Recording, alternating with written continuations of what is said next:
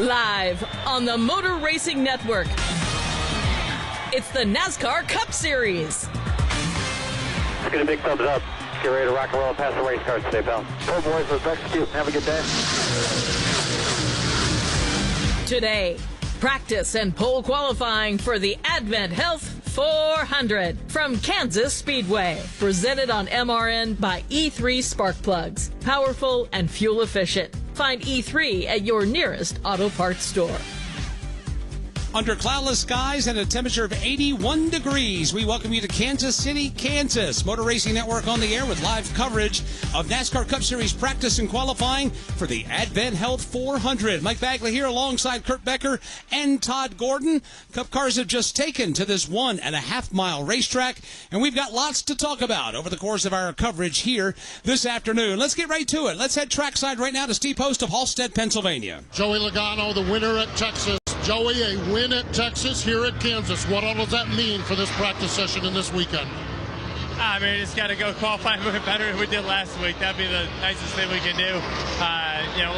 We'll see. We got a couple teammates out here in the first practice here, so we can try to hear their comments and hopefully be able to make sure our Shell Pencil Mustangs pass the first few laps. That's Joey Logano. He is in group number 2. He'll be out on the racetrack in just a little bit. Christopher Bell is going for a record pole here at Kansas Speedway. He has been the man so far in qualifying the last handful of times we've been here to Kansas. He is with our Jason Toy of Barbersville, West Virginia. He sits down here looking over the data with his crew chief and Adam Stevens as they roll out here, and he's jumped on. Actually, he's talking to the team right now a little bit here and continuing to see things here. 3-time pole winner, but a much different race when it comes here for him, trying to find that first victory.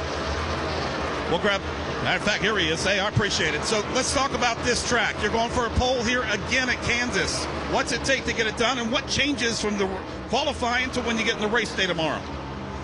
Well, there's a lot. This track goes through a lot of changes. It's very tough because what you have in practice, you just don't really go long enough on tires to know what you're going to have whenever the track really rubbers up. But being in Group B will help a little bit as just Group A rubbers it in. Yeah, it's normally a really good track for us, at least on Saturday. Still looking for that first win, though. All right, you talk about Group A and Group B. All your teammates are out here in Group A. You can be a chance to take all that data and help with you when you go out? Yeah, for sure. We're looking at their balance comments, what they're saying, if they're a little bit loose, a little bit tight. We'll apply that to our car and hopefully be a little bit better whenever we get out there for Group B. All right, there you go. Christopher Bell putting the headset on. All the teams that are down here lined up by individual teams. So Joe Gibbs Racing has 4 pit stalls together. 3 of those cars are on track right now. Christopher Bell, crew chief Adam Stevens, they're the ones left behind, but they are checking out everything from all 3 of their teammates to see where they can make their Toyota a little bit better when they go out for practice. Christopher Bell has won the last 3 poles here at the Kansas Speedway. The last to win 4 poles in a row was Kyle Larson when he did it at the Sonoma Raceway between 2017 and 2022. Kurt Becker filling in for Alex Hayden this weekend, joining us in the broadcast booth. Kurt, whenever you look out over this racetrack, it's a beautiful facility. It's 1.5 miles. There used to be this misnomer that all 1.5 mile racetracks are exactly the same. However, each 1.5 mile racetrack is different than the other. Texas Motor Speedway, 1.5 miles, totally different from what these drivers will face here and the challenges that come with it this weekend. This racetrack with the boat out front straightaway, it looks like a giant capital letter D, if you will. And the preferred line in recent years has been momentum, which means you go to the high side of the racetrack. Here's the thing, though, Mike, you were talking about Christopher Bell a moment ago. It seems that Bell was the first driver to say, I'm not going to just apply that rule to the race. I'm going to apply it to qualifying. You talked about the consecutive poles. He's won 3 in a row at this racetrack. He went out in qualifying years ago and went to the top side. Everybody said, what's he doing? You don't do that in qualifying. Well, he won the pole.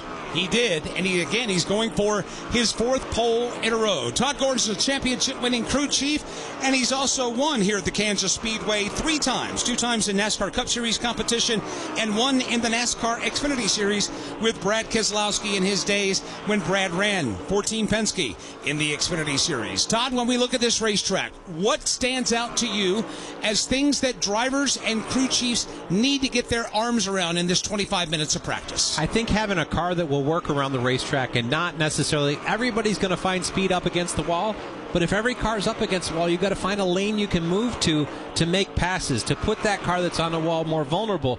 I'm going to be watching to see what guys can do about wrapping the white line at the bottom of the racetrack. We saw 3 and 4 that opportunity really play out last fall's race. And the guys that can be staggered a lane down, still on that high banking, but maybe not up against the wall, 8, 9 feet off the wall, where you can actually make speed there and put a car that's running the wall in a much more vulnerable position. Variable banking here at Kansas Speedway, 17 degrees on the bottom, graduating up to 20 degrees up against the safer barrier. We're watching a lot of drivers work in that outside lane against the wall, but we are seeing drivers that are working their way to the middle reaches of the racetrack. Group A, as it was called trackside, or Group 1 on the track now. We'll let you know the drivers that are on track right now and are under the 25-minute clock for practice for the Advent Health 400. From Kansas Speedway, this is the Motor Racing Network, the voice of NASCAR. Every time the siren sounds or lights flash, someone's life is on the line. At Whelen Engineering, we know first responders carry that weight every day. That's why for over 70 years, we've led the emergency warning industry, designing and manufacturing the lights, sirens, and safety systems they trust right here in America. Because when the mission is critical, there's no room for second best. Whelen Engineering, trusted to protect first responders. Drivers, start your engines! Your home for the NASCAR Craftsman Truck Series. Green flag goes in the air and we are underway. On the NASCAR Racing Network. 2 by 2 by 2. They're about 10 rows deep of double-wide racing. Taylor Gray to the bottom. Nick Sanchez outside, and they're crashing mid-pack. It's the NASCAR Craftsman Truck Series on the NASCAR Racing Network.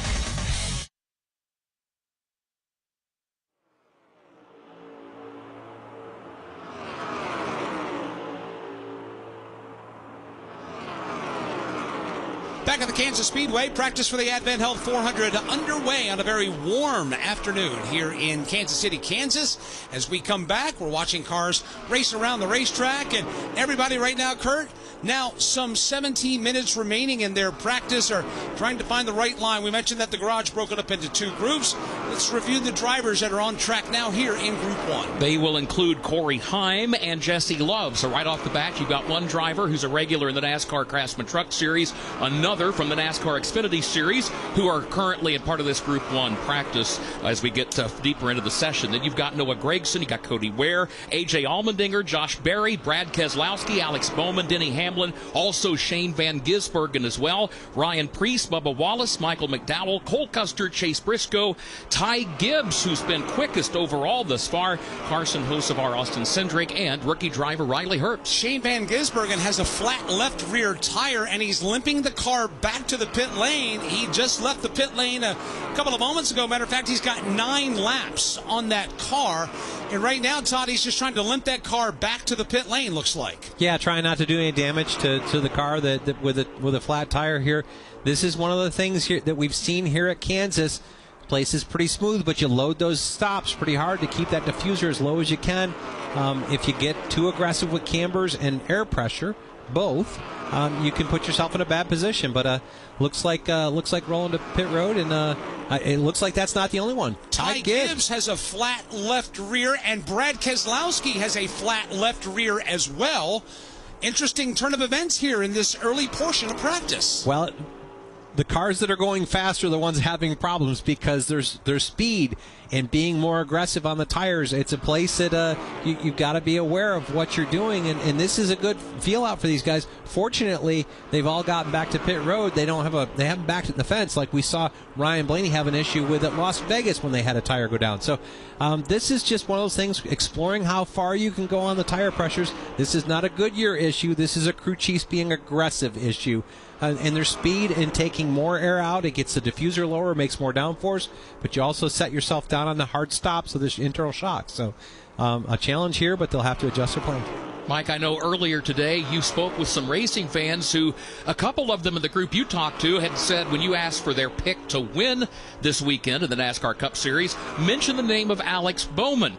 I wonder if they knew something, because so far in this opening practice session, Alex Bowman's been pretty strong. As far as the 5-lap, the 10-lap average, he leads the way when it comes to those multi-lap averages. And Alex Bowman third overall on single lap speed. The average now is where Alex Bowman really is excelling. Let's get an update on the Shane Van Gisbergen situation. He has brought his Chevrolet into the pit area right down here on pit road, and now the crew is jacking it up, and that left rear tire is just gone on it.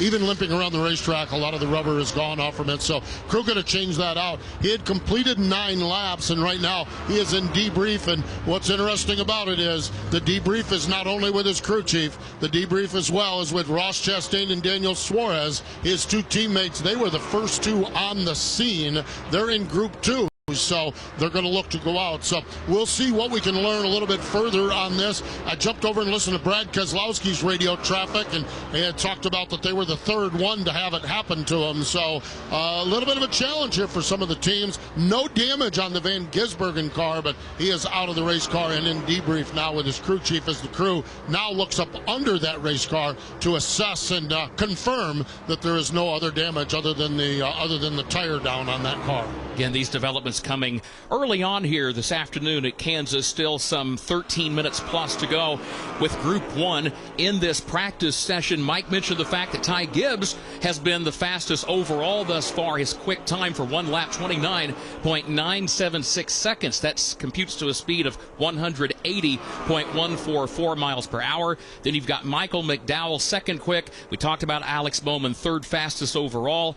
Bubba Wallace, Josh Berry completing the top 5. Again, that's as far as individual 1-lap speed. So 3 teams have had tire issues so far. We just heard about Shane Van Gisbergen's, Brad Keselowski having a tire issue, and also Ty Gibbs having a tire issue as well. Todd, you mentioned about inflation of these tires. Goodyear delivers a recommended PSI, a pressure that these teams should start off with. But the teams always go lower than the recommended pressure. What is the advantage of doing that for the listener at home that may be scratching their head right now? Yeah, so when you look at this, the tire goes through a cycle, and you look at it, we set pressures to start with, and that tire, let's say, is at 80 degrees, the ambient outside temperature. Well, on the racetrack, that tire is running at 210, 220 degrees. It's gotten quite a bit hotter. The air inside that tire blows up and becomes, it takes up more, the pressure goes up.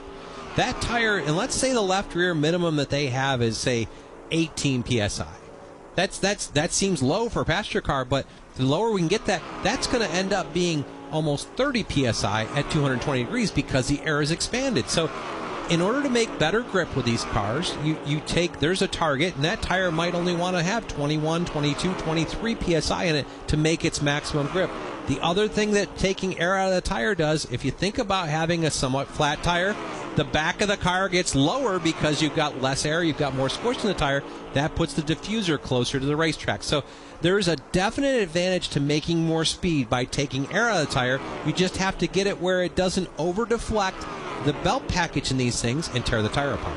Well, Jason Toy, there's good news and bad news for Ty Gibbs. The good news is he's fast. The bad news is he's one of the drivers suffering from a tire issue. Yeah, he definitely is, Dean. And Kurt, he did a masterful job of when that tire went down just past you guys on the front stretch going into turns 1 and 2 at full speed. He was able to keep it off the wall, save the race car, which was fantastic, and brought it back down here with very minimal issues with the race car. The biggest thing is Todd talked about those tires withering away a little bit. Well, it started to make a long string of it that got hooked around the left rear axle, wrapped it around pretty good. Took them a while to get that cleaned off, but they're surveying everything now. One thing about Ty, he is still in the race car. They've got fast speed going off. They're trying to work on that long run speed if they get the opportunity. Add Chase Briscoe's name to the list, but the problem is for Chase, he's come to a halt off turn 2. He as well has a flat left rear tire, and the red flag is flying. Safety crews are on the scene. They're going to have to assist Chase back to the pit lane.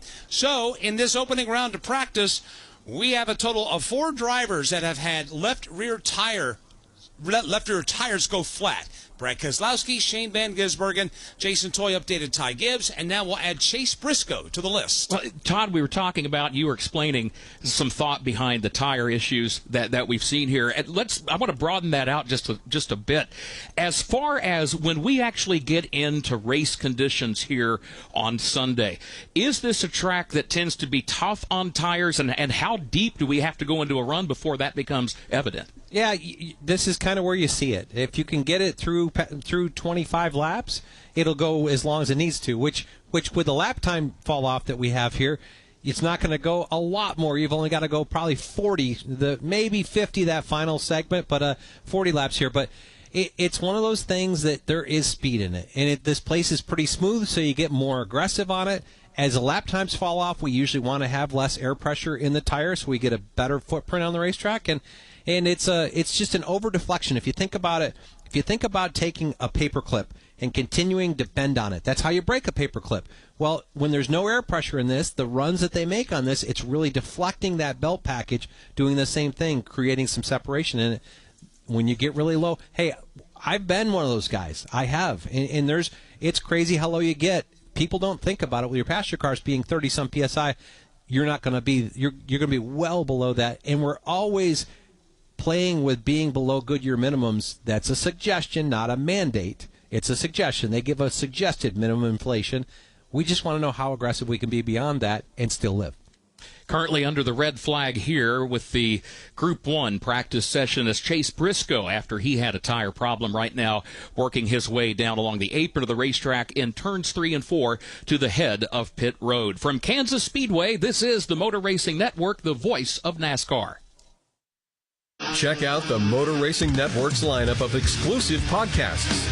MRN Classic Races, Junior's Journey, The Many Hats of Jack Roush, Richard Petty, Road to Royalty, 50 Years of MRN, Jeff Gordon, A Colorful Career, and The Tough Trucks of NASCAR.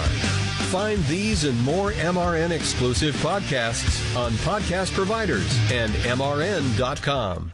Get ready! The third annual NASCAR Day Give-a-thon is just days away. Join us on May 13th to support hundreds of nonprofit organizations across the country to raise much-needed funds for their missions. When you give to the NASCAR Day Give-a-thon, you will be eligible for some special incentive prizes and matching donation opportunities to make the most of your gift. Visit NASCARDayGiveathon.org and learn how you can join us. That's NASCARDayGiveathon.org.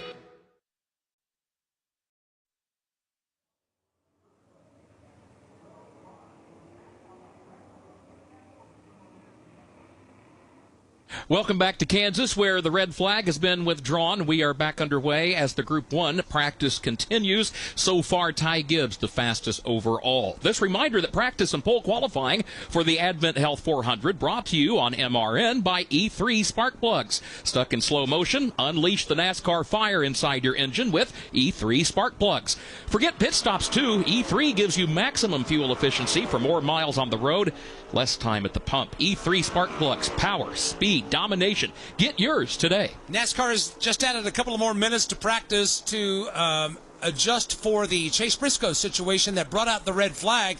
So as cars re-enter the racetrack, we've got 9.5 minutes left to go for Group 1, which right now, in overall speed, Ty Gibbs is the fastest. Michael McDowell, Alex Bowman, Bubba Wallace, and Josh Berry, the top 5 of the 19 cars that are on the racetrack. But we'll focus on overall consecutive lap averages. They are broken down into 5, 10, and 15 laps. As Kurt mentioned a few moments ago, Alex Bowman is the leader in the 5 and 10 lap categories. Plus, you've also got the 15-lap average, which right now is being headed by Austin Cindric. We told you Brad Keselowski had a tire issue a moment ago. Steve Post, what's the update there? The update is nobody is saying anything on the reason for it, although one of the crew members said, well, it is the third car at the time, third of 4 right now, that have had tire issues. We talked about with Shane Van Gisbergen, the crew was under the car looking at it. The same situation down here with Brad Keselowski, but there's apparently some damage down underneath the race car, and they brought out a number of pieces of different sized of that high-speed bare bond and some using tape to kind of button things up. We've got a NASCAR official keeping a keen eye on things down here as well, but we've got tape going to be put down up under the car. Not sure, it might be up under the wheel well area of the car. They're also looking a little bit down around the diffuser. So the rubber coming off from that tire, and actually there is piles of a strand of rubber. For lack of a better description, it looks like a big old plate of spaghetti down here, except for it's black Goodyear rubber. It lays down here, so I would assume that flopping around down here has maybe got into some of the suspension parts or underbody parts of this car, and they're going to work on trying to tidy things up underneath this race car for Brad Keselowski. He's gotten out, he's debriefing with Jeremy Bullins, but crew chief, but right now nothing is being said much other than just working on the repairs to this automobile. You think about the rubber, once this tire starts to come apart, even at reduced speeds, reduced speeds for these cars is faster than you drive down the highway. So think about having a tire come apart driving down the highway. That's what we see these guys kind of inch around here. It's probably 60, 70 miles an hour. That's still beating the inner wheel wells around. I would think that they need to seal some stuff up there. The damage to the diffuser, that's a big deal, and something that I'm sure that even if they get through qualifying today, they'll probably end up having to make adjustments to clean that back up for race time tomorrow. What about the fact when a team comes to a track such as Kansas, like Brad Keselowski, I mean, it's no secret he's had his struggles this year. So he comes out, he's got speed in the car. I mean, so far in this Group 1 practice, he's been good on the 5-lap, the 10-lap average. He's been best overall. But then is it sometimes like one step forward and 2 steps back when he encounters an issue like he did? It is. But, you know, it's good when you can do this and get yourself a data point to know how aggressive you can be in the race tomorrow. That's one of the pieces. Not going to a backup car, they'll have some work to do. But, you know, you've got to explore your levels of how aggressive you can be. Much better to be aggressive here and figure it out in practice than to do it during the race tomorrow and end up out of the race. One of the things I'm noticing on the scoring monitor, Todd, is it looks like that the fall off over the course of about a 25-lap run is anywhere between like a 1.25 seconds to maybe 1.75 seconds. Is that normal for what we normally see here at Kansas? I went back and looked at last year's race here, both the spring and fall, and I felt like over the run that they would see, 40-lap run, we'll see a 1.5 seconds. So we're in the range of what you would expect out of Kansas. It's enough that you're going to want to put tires on it when you get that opportunity and work your way forward from there. We talked about all the pieces. I feel like Austin Cindric. I've been watching that. I got my eye on that 2 car. But he's done a great job of making pace. When you look at it, he's leading the 15-lap average, and he's made that pace a car width off the wall. That's a place that you can pass cars doing that piece. I think he's done a really nice job with it. Closing in on 5 minutes to go here in this practice session for Group 1. Nothing has changed at the top of the leaderboard as far as quickest individual lap time. It is still Ty Gibbs, Michael McDowell, Alex Bowman, the top 3. Again, Gibbs, his fastest lap has been 29.976 seconds for a speed of 180.144 miles per hour. So as we wind down this practice session here at the Kansas Speedway, the Group 2 cars are queued up. They're ready to go. We've got just a wink under 5 minutes left to go in this session, and then we'll take a pause. The Group 2 cars will come out, and then everybody goes back to the pits, and then everybody will get 1 lap of qualifying here at the Kansas Speedway. We'll look forward to that later today. Of course, we'll set the starting lineup for the Advent Health 400. That'll come your way tomorrow. Be sure to tune in. NASCAR Live Race Day on the air at 2 p.m. Eastern Time. Earlier today, Jake Garcia won the pole for the NASCAR Craftsman Truck Series race tonight, the Heart of Healthcare 200. Motor Racing Network will be on the air at 7 p.m. Eastern Time for that one. Corey Heim is going for more glory in the NASCAR Craftsman Truck Series, looking for his 4th win of the year, his 3rd in a row here at Kansas. He is also driving this weekend for 2311 Racing. He brings his race car right now onto the racetrack. Corey Heim, 12th in overall speed, or raw speed, not the average speed. Corey Heim driving a bright lime green and black car for 2311. He is coming down the pit lane. Let's get an update on the Gibbs cars with Jason Toy. You know, one of the things we talked about with Christopher Bell and having his teammates go out and watch what happened to see what adjustments they have to make. Well, we saw two of his teammates had left rear tire issues. Checked in real quick with Adam Stevens in between debriefs with the other crew chiefs, and I said, well, how do you approach this? What can you do to the race car? Well, they can't adjust shocks. They can't adjust the camber or anything else because of the rules that they have here, but they can put a little more air pressure in that left rear, and that's what they're going to do for Christopher Bell when he goes out. And he said the biggest thing, this is surprising to us all. They never thought they would have issues with the left rear here at Kansas, so they're going to make the adjustments that they need to try to, not lose a tire, but put down some of the best laps they can to make sure this Toyota Camry is ready. Surprise, surprise. You never know what will evolve in these practice sessions. But, Todd, as you pointed out a moment ago, the great part about it is this is the time to have those things happen. You've got time to deal with it and get better prepared for tomorrow's race. Yeah, even if it were to cost you, end up with damage to the race car, you've got time to put yourself in position. Yeah, you'll be at a deficit to start the race, but it doesn't become a day-ender, which is what it could become tomorrow. So if you're curious, the same overall tire setup that the teams are running here this weekend, they've also run it this year at Las Vegas, at Homestead, at Darlington, and at Texas.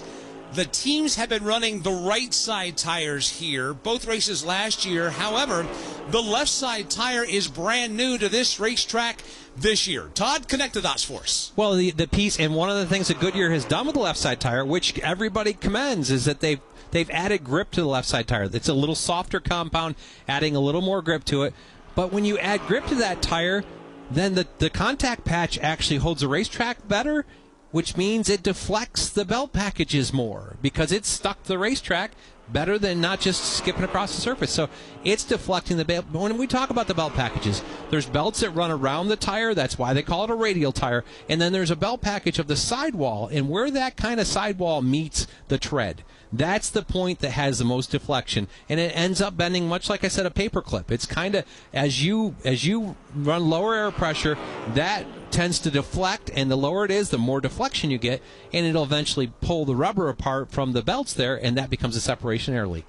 As you described this, and as we've talked about these various issues that we've seen with the tires thus far in this Group 1 practice, by the way, just over a minute to go, it almost makes me, nothing really exists as an island unto itself. What's the old saying? For every action, there's an equal and opposite reaction. It's incredible. Mike asked you to connect the dots, the chain reaction that then can create more headaches for a team. Yeah, it definitely, it's one of those things where if you came here with the same air pressures you had last year, this tire is going to deflect more because it has more grip in it at this point. And I'm sure that Goodyear's recommended minimums reflected that they thought that there needed to be a little bit more in it than what we had last year, but the teams use that as guidance, and they still, the notebook you have is what you have to be, because when you see this, these tire failures have happened on cars that have had speed. It's not that this is an erroneous knob. This is a knob that makes speed. So how close I can be without having a tire failure is where I want to be fast. If you're just joining us, Brad Keselowski, Shane Van Gisbergen, Ty Gibbs, and Chase Briscoe have all had flat left rear tires. No damage has been done to the race car, as we can see, except for the parts and the components underneath the race car. So there'll be some work to be done there, but nothing that's day-ending. It's nothing that we've got to go to a backup car. This could be buttoned up pretty quickly. However, we talk about the advantages of Group A or Group 2 or Group B over Group 1. Well, as we look at this, there's a lot of teams right now that are waiting to go onto the racetrack that I'm sure their eyes are wide open with what they've seen so far. We'll tell you who those Group 2 cars are in a moment. Practice is over for Group 1. Again, Ty Gibbs fastest overall, Michael McDowell, Alex Bowman, Bubba Wallace, and Josh Berry, the top 5 in Group 1 practice. From Kansas Speedway, this is the Motor Racing Network, the voice of NASCAR. You've never been one to idly watch someone else do something for you. There's pride in self-reliance, in working with your hands, in harnessing the power of an E3 spark plug with Diamond Fire technology, yielding better engine performance. You have a choice to make. Take control of your ride, of your life, or be the passenger princess of it. Visit e3sparkplugs.com to put the power in your hands. on your streaming device and start watching today. Hi, I'm Ryan Blaney, a third-generation race car driver, and I dedicate a lot of my time going fast. But when my grandpa was diagnosed with Alzheimer's, it was a very unexpected bump in the road for us. It's important to notice if older family members are acting differently or having trouble with routine tasks. Early detection of Alzheimer's can give your family time to explore support services and access available treatments. If you or your family are noticing changes, it could be Alzheimer's. Talk about seeing a doctor together. Visit alz.org/time to talk. A message from the Alzheimer's Association and the Ad Council.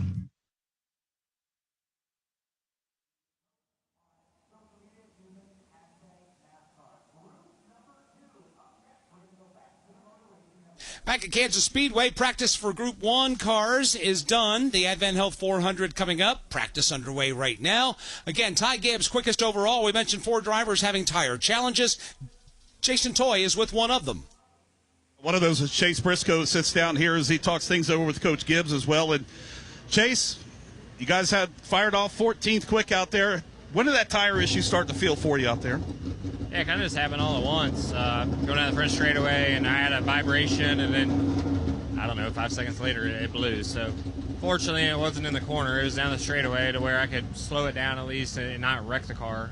So, yeah, we're 13th on the board, but I felt like our car was pretty good there. I just didn't drive it hard enough the first lap. I kind of was in traffic. So, yeah, hopefully, running back on the bottom of the car like that doesn't hurt it too bad, but yeah, see what we got in our Bass Pro Shops Toyota.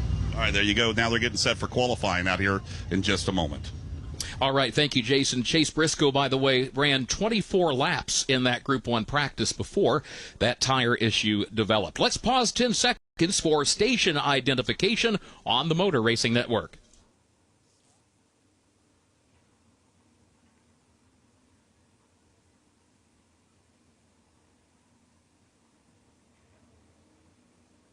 NASCAR Cup Series practice underway for the Advent Health 400 here at the Kansas Speedway. Motor Racing Network, glad to bring you live coverage on a beautiful Saturday afternoon here in Kansas City, Kansas. I'm Kurt Becker. Mike Bagley and Todd Gordon join me in the booth, and our pit coverage from Steve Post and Jason Toy. Group 2 cars getting ready to take to the racetrack. Those cars include Zane Smith, Justin Haley, Kyle Busch, Ty Dillon, Chris Buescher, Tyler Reddick, Todd Gilliland, Daniel Suarez, John Hunter Nemechek, Chase Elliott, Eric Jones, Austin Dillon, William Byron, Ricky Stenhouse Jr., Christopher Bell, Ross Chastain, Ryan Blaney, Joey Logano, and Kyle Larson. Todd, why do the cars that are about to go out in Group 2 have the advantage over the ones that have just left the racetrack in Group 1? Well, every crew chief that just watched 4 flat tires come down through here is assessing what he needs to do with air pressure to start with. So it's a good situation down there. It's one of those, you use that knowledge, you use the comments, but you're definitely looking at the failures and trying to understand that. Steve Post, what do you have to add? All right, Steve Post checking on the story. We'll follow up with him. I have 2 hands and 4 devices in those 2 hands. Sorry, guys, juggling. I really want to drive home what Todd said about the failure on these tires, because he was describing exactly what I'm looking at. I'm here with Shane Van Gisberg's tires. Laying this out, we've got the sidewall, the inner sidewall, the outer sidewall, and then the tread of the tire, okay? This tire, the inner sidewall and the tread all remain intact. Where this tire failed exactly as what Todd Gordon described, it's that shoulder on the outer sidewall. The outer sidewall is intact. It's that seam, basically, where that outer sidewall meets the tread of the tire that failed all the way around. Everything on this tire is good except for that seam where the outer shoulder of the tire meets the tread of the tire. So Todd's description of it, as he was describing it, I was standing here looking at it, and it was just so perfect as to what's happening with these tires. Some of the other ones were far more shredded with this. Shane Van Gisberg didn't destroy his tire and allow us to take a pretty good look at what was left of this with just that shoulder failure on that tire. Wrapping up some of the issues that came out of the Group 1 practice. Group 2 getting ready to take to the racetrack in just a moment. From Kansas Speedway, this is the Motor Racing Network, the voice of NASCAR. The Tough Trucks of NASCAR, an exclusive podcast from the Motor Racing Network. Ron Hornaday, green flag is in the air, and he will take the field quickly to turn 1. Relive the moments of the NASCAR Craftsman Truck Series from its debut in 1995. Checkered flag in the air. Skinner wins with the inaugural for the NASCAR Truck Series by Craftsman. The legends of the NASCAR Craftsman Truck Series. Todd Bodine wins 4 in a row on super speedways. The Tough Trucks of NASCAR. Available on podcast platforms and MRN.com. Want to know the latest with short track racing around the country? Well, one show has you covered, NASCAR Coast to Coast. Hi, I'm Chris Wilner. Join me each week as we break down the biggest headlines in grassroots racing and in NASCAR's regional and touring series. We'll also talk with rising stars from your favorite short track. Once again, it's NASCAR Coast to Coast, and you can watch or listen today on YouTube, Facebook, MRN.com, or on your favorite podcast platform.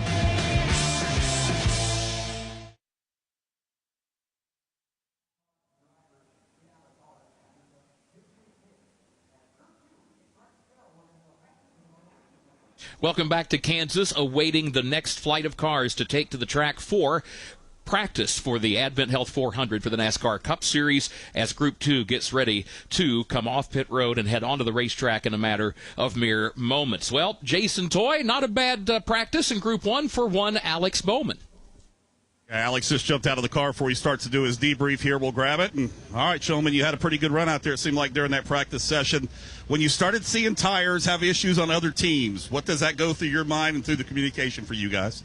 Yeah, I mean, I think with as many other cars had issues as they did, we just wanted to be on the safe side of it and probably cut our laps a little bit short there. But, yeah, I feel like our Ally 48 is decent. It's not perfect, but I can't imagine anybody's is here today. So pace is a little faster than we probably predicted with the temperature. But, yeah, I mean, it's been good so far. Hopefully we can qualify well. I think going out early probably isn't optimal, but we'll see where we stack up and kind of go from there. It's been a rough stretch on us, and I'm excited to be here to hopefully turn it around. This has been a great track for us. You know, with the shortened, I say shortened, but having to stop and go a little bit during the practice session, you guys want to get a 20-plus lap run to figure out how the long run speed's going to be. Were you able to get close to that here today in that one? Yeah, I think so. I think we're decent, right? Like, I think we saw that the two's really fast. There's a couple guys that are really fast on the long run, but the short run, first 10 or 15, I'd say we're one of the better guys. So, yeah, got a little bit of work to do, but that's what we got Blake and George for. They'll get her tuned up, and we'll be good tomorrow. Get back there working with the geniuses, right? Thanks. There you go. Alex Bowman sitting pretty happy with his Ally Chevrolet. And speaking of Chevrolets, one guy, I'll tell you what, Steve Post got to be pretty happy with that practice session. That's Michael McDowell. Michael McDowell, I look up at the scoring pylon, number 71. Your car is number 2, so it looks good there. How did it feel from the driver's seat? Yeah, it was. We unloaded pretty close with this Gamebridge Chevrolet.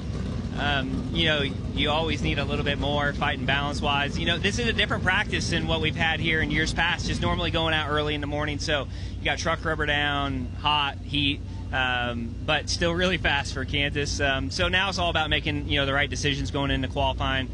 You know, we got an early draw, so we got to maximize our lap to make sure that we can, you know, start somewhere near the top 10, which would be the goal for the day with where we're rolling off or qualifying. But really proud of everybody. That's 2 weeks in a row we've unloaded, you know, with top 5 speed, and that's what we got to keep doing over and over and over again to have a shot at winning these races. So really proud of Travis Peterson and all the guys on this Gamebridge Chevrolet, and we'll see here with our teammate Justin Haley and the Nations Guard Chevrolet if we can learn a few more things to maybe be that much better going into the race tomorrow. I want to follow on something you said. Usually we do this practice maybe in the morning. What is the advantage or what is the situation with this practice about the same time as the race will unfold tomorrow? Well, I think it's actually better. I mean, obviously the pace is still going to be faster, you know, by yourself, clean air than it is in race traffic. But it's going to be much closer conditions right now than it will be when we go out at 9 a.m. and run in 29-second laps. So I think that part of it is actually a benefit, much closer to what the temperatures are going to be tomorrow. And, you know, you'll account for that dirty air like you always have to. So a little bit more of a challenge for qualifying because there's not quite as much grip, but a better representation of what you're going to have in a race. That's Michael McDowell. We always appreciate his time and his breakdown of all things here in NASCAR. He's looking for his first top 10 finish of the season while looking for pole 2 of 2025. His first came in race 5 at the Las Vegas Motor Speedway. From Kansas Speedway, this is the Motor Racing Network, the voice of NASCAR. Every time the siren sounds or lights flash, someone's life is on the line. At Whelen Engineering, we know first responders carry that weight every day. That's why for over 70 years, we've led the emergency warning industry, designing and manufacturing the lights, sirens, and safety systems they trust right here in America. Because when the mission is critical, there's no room for second best. Whelen Engineering, trusted to protect first responders. Or NASCAR.com. Jeff Gordon wins the Daytona 500. Jeff Gordon's rise to one of NASCAR's all-time greatest drivers was one like no other. Relive Jeff Gordon's journey to the NASCAR Hall of Fame with the exclusive MRN podcast, Jeff Gordon, A Colorful Career. 93 Cup Series wins, 4 Cup Series championships, and 3 Daytona 500 wins. A career rivaled by few others. Check out MRN's Jeff Gordon, A Colorful Career on podcast platforms and MRN.com.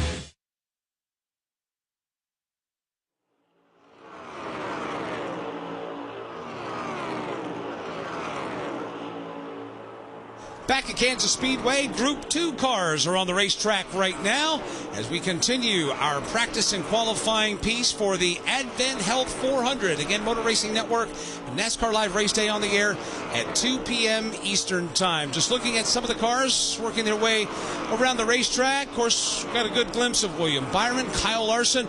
Matter of fact, tomorrow in NASCAR Live Race Day, we're going to go one-on-one with Kyle Larson, and we're going to talk about his busy month of May. In case those of you that have forgotten or don't know, at the end of the month, Kyle not only has a commitment to run the Coca-Cola 600, but he's also, for the second year in a row, going to attempt the double. He'll start his race day in Indianapolis, Indiana, or Speedway, Indiana, running the Indianapolis 500. Kurt, you were in the room with me when we sat down with him a couple hours ago, and he's pumped up, he's ready to go, and I'm sure he'll embrace this challenge again. Just hope we have a different outcome as far as the weather is concerned. That is true because of the situation that happened last year. We don't want to see another weather delay at Indianapolis, which could potentially lead to Kyle having an issue. But if you're wondering how he's going to handle it this year, how everyone involved is going to handle it, he told Mike all about it. We'll hear him discuss that. I will just say for right now, Mike, after you spoke with Kyle Larson earlier today, you and I walked away, and I turned to you and I said, how big a story would it be if Kyle Larson would win the Indianapolis 500? And then you took it one step further. I believe that Kyle Larson is a preeminent favorite to win the Coca-Cola 600. If he is able to do this, if he's able to win the 500 and the 600 on the same day, I believe that will be one of the biggest sports stories that will have been written in a long time as it pertains to motorsports. If he's able to do that and he's able to pull that off, that story will take the sport places where it hasn't been in a while or it's never been. That will be, in my opinion, one of the number one news stories of that weekend, and it has a strong possibility of taking place. It really does, and the month of May, we talked about this last night during our broadcast of the Arca Menard Series event, which, by the way, was won by Brendan Queen. But with the month of May, you think about, of course, the Indianapolis 500 and the tradition that dates back to the early part of the 20th century. And granted, the 600-miler at Charlotte for the NASCAR Cup Series doesn't date back quite as far.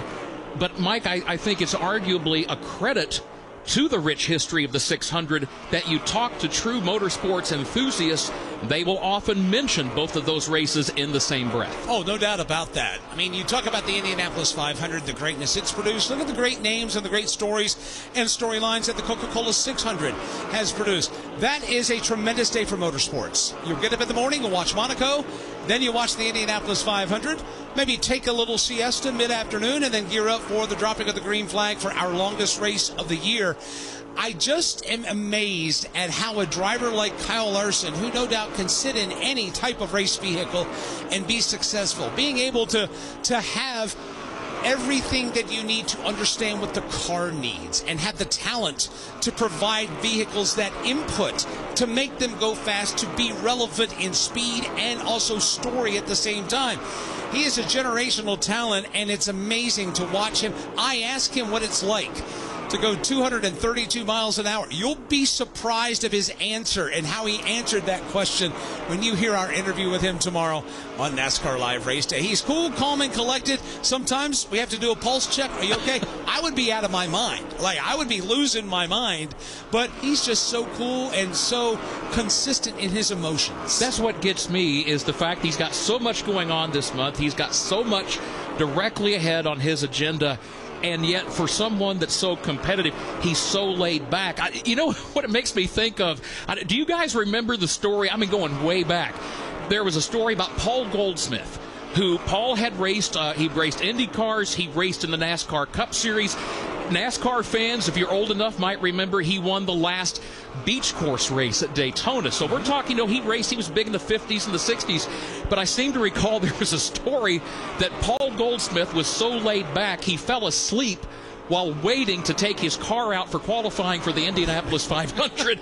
So I guess it just depends on the individual. Well, Dale Earnhardt used to be that way. He would be strapped into the race car, and he would just have his head down, and he would just be taking a little snooze before, he gets ready to drop the hammer and go. So now that's when you have that much comfort in what you're about to do. I think that speaks to the talent level you possess, where you're unfazed, where us as mere mortals would have obviously a different trajectory on our emotional graph, as it were, right? We would be losing our minds. We would just be out of control. Well, these drivers obviously are wired differently, because look what they do on race day and the situations that they find themselves in and how they respond accordingly. I can promise you this much. If I were a driver and Todd Gordon were my crew chief, you know that phrase about sometimes you have to talk the driver off the ledge? You would be doing a lot of talking to me, my friend. You'd figure it out. But these guys, they get in their comfort zone there, and it's impressive what Kyle Larson's going to do here during the Memorial Day weekend, and this is something a few have attempted.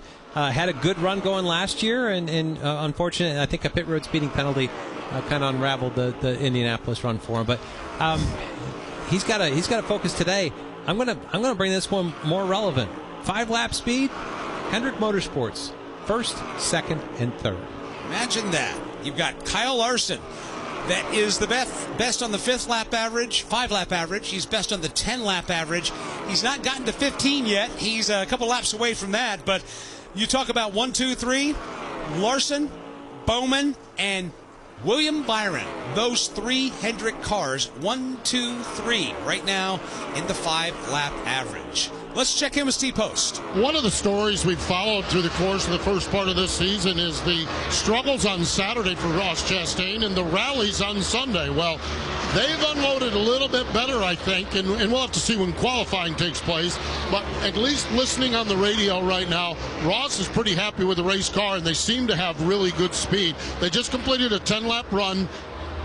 And they just, as a matter of fact, they're talking on the radio right now, and they're trying to work to get Ross just a little bit more, a few more laps of clean air out on the racetrack so that they can kind of see what this is over a little bit of a longer run now. So Ross Chastain pretty happy with the race car. If he were to qualify good, he won't know what to do tomorrow afternoon, not having to pass half the field to get to the front. So it'll be interesting to see. This team has certainly talked about, and they've certainly put a lot of energy and conversation into unloading fast. And halfway through this practice session, Ross Chastain's pretty happy with his car as he's just completed his 15th lap out on the racetrack. Yeah, Chastain, to Steve's point, talking about the difference for Ross Chastain between the race results and the speed off the truck. If you think about it this way, he's led his share of races this year, Mike. He had a good result at Texas last weekend, but man, the qualifying results just haven't been there for him. And that's created heavy lifting that the team has had to do once the green flag flies in the race. Now, if you're a Ross Chastain fan, he's finished top 10 in 5 of the last 7 races this year. but that's not been easy. They've had to scratch and claw. They've had challenges in the opening part of this season, and it seems like that they're starting to get their arms around it. Ross has said he's had a problem with pit road speeding. They've had a problem on Saturday. There's been a lot of things to clean up, but they're making progress, Todd, in that direction. It sounded last week, as I listened to the interviews there, that they found something in an adjustment during the race that actually he keyed on and saw some success out of. Giving a direction, finding a direction when you're kind of bumfuzzled is one of those pieces that tidbit of information lets you know where to focus. You can break that down, see what that changes in the simulator, and understand that you need to make a priority out of that particular response. As we are talking about the challenges of Ross Chastain, Kyle Larson has just gotten into the wall in turns 3 and 4. He was riding the high lane, and he got just a little too close to the outside wall and scraped it from mid-corner off. He has pulled the car to the bottom of the racetrack. He does not have any flat tires or whatever, but there is some slight damage on the right side of his HendrickCars.com Chevrolet. Kyle has brought the car to the apron, and right now he is bringing that car to pit road. Cliff Daniels and that Hendrick Motorsports team will obviously give a good look at a once-over to the 5 car, as it were, but the yellow sidewall lettering on those Goodyear Eagles is gone, and there is slight damage to the wheel well, but that's usual here at a track like Kansas. But is there a bit of irony in where he happened to scrape the wall on the turn 3 and 4 into the racetrack? You think about that race a year ago here where he shot the gap between the outside wall to his right and Chris Buescher to his left, and somehow he made it work. You had the call last year. You were on the Ally billboard, and you had that call coming off the end of the backstretch. When he dialed up the outside lane, what was going through your mind when he basically jammed that car in where we didn't think it could go? What was going through my mind was, I know he's Kyle Larson. I know these guys are good. He's lost his mind. Because I thought there's no way. I mean, truly jaw-dropping.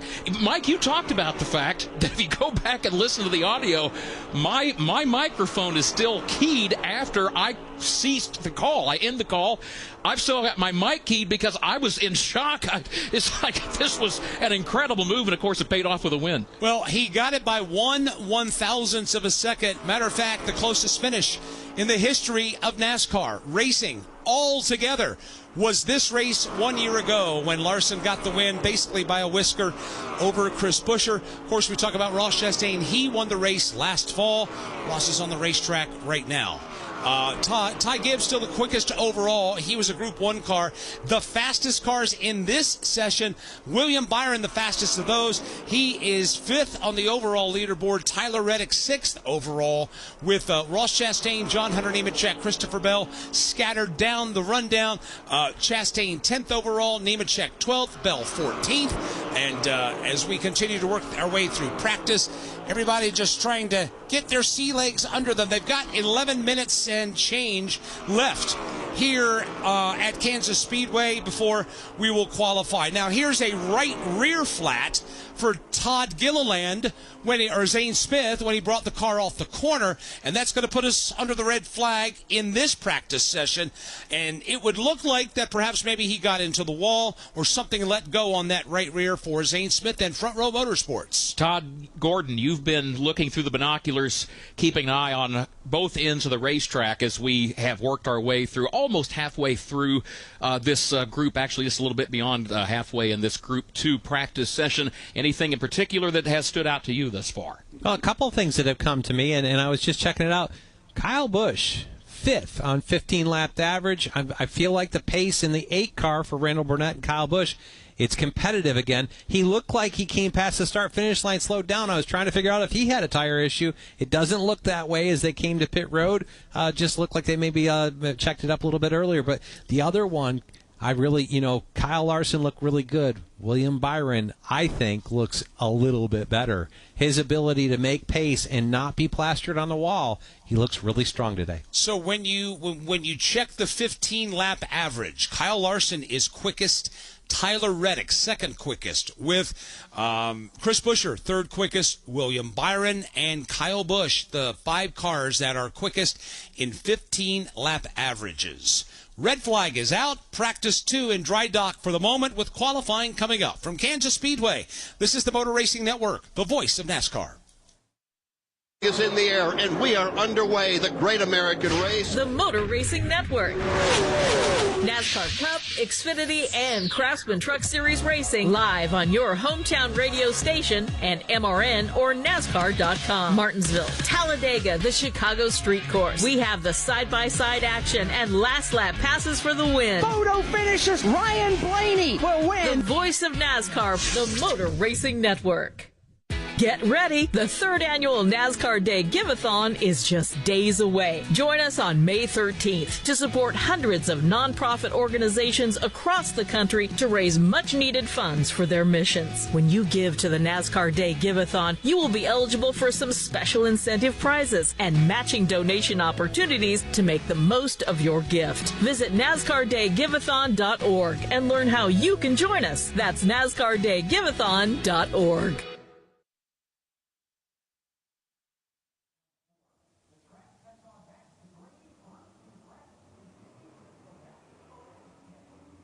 Red flag has been withdrawn, and we are back at it here for Group 2 cars as they practice for the Advent Health 400. Of course, that red flag brought out with a problem from Zane Smith coming out of turn number 4. The car got loose. He made contact with the outside wall. Steve Post, what's the update after he's brought the car down to pit road? Yeah, Zane has just brought the car down, and he just actually got out of the car and walked over and took a look to the right side. Crew right now surveying the bodywork and up under the right side of that car. I'm looking from the rear of the car. The rear bumper and the right rear corner of the car is all dinged up, so he got in there pretty solid. Now they're going to look at some of the suspension pieces, the toe link on the low side or on the right side of the car, and they're also going to look at the adjustment as far as the alignment of the car. So right now it's just a matter of assessing what the damage is, and then that will determine what they need to do as far as fixing the car and what the repairs are to get the car ready for maybe qualifying or maybe just getting it ready for tomorrow afternoon's race. Let's get an update on the Hendrick Motorsports cars in this group practice. Jason Toy. Well, Kyle Larson sits down here. They went to work on the right side. Not a lot of damage. Took the paint and the wrap off on the right side above the right rear after making contact with the wall. The first man to jump over the wall when they got here, he threw a helmet on. That's Cliff Daniels, the crew chief.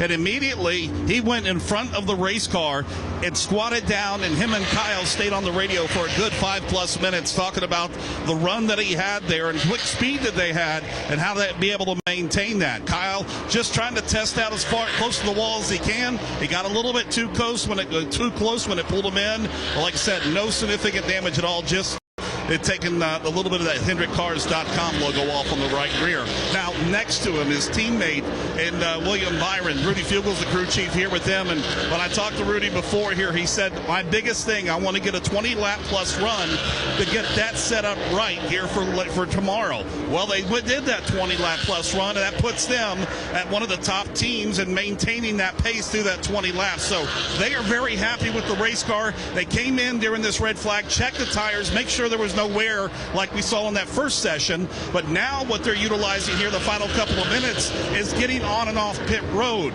working on the launch, coming down at the exit of pit road, getting down the pit road speed, coming in and maintaining that speed all the way throughout here. So William Byron trying to add a little bit here with the final couple of minutes here of this practice session. And Jason, as you were just talking, William Byron was woeing the car down to come to pit road, and he came in hot. Matter of fact, you are to be to the left of the commitment box at the entry of pit road.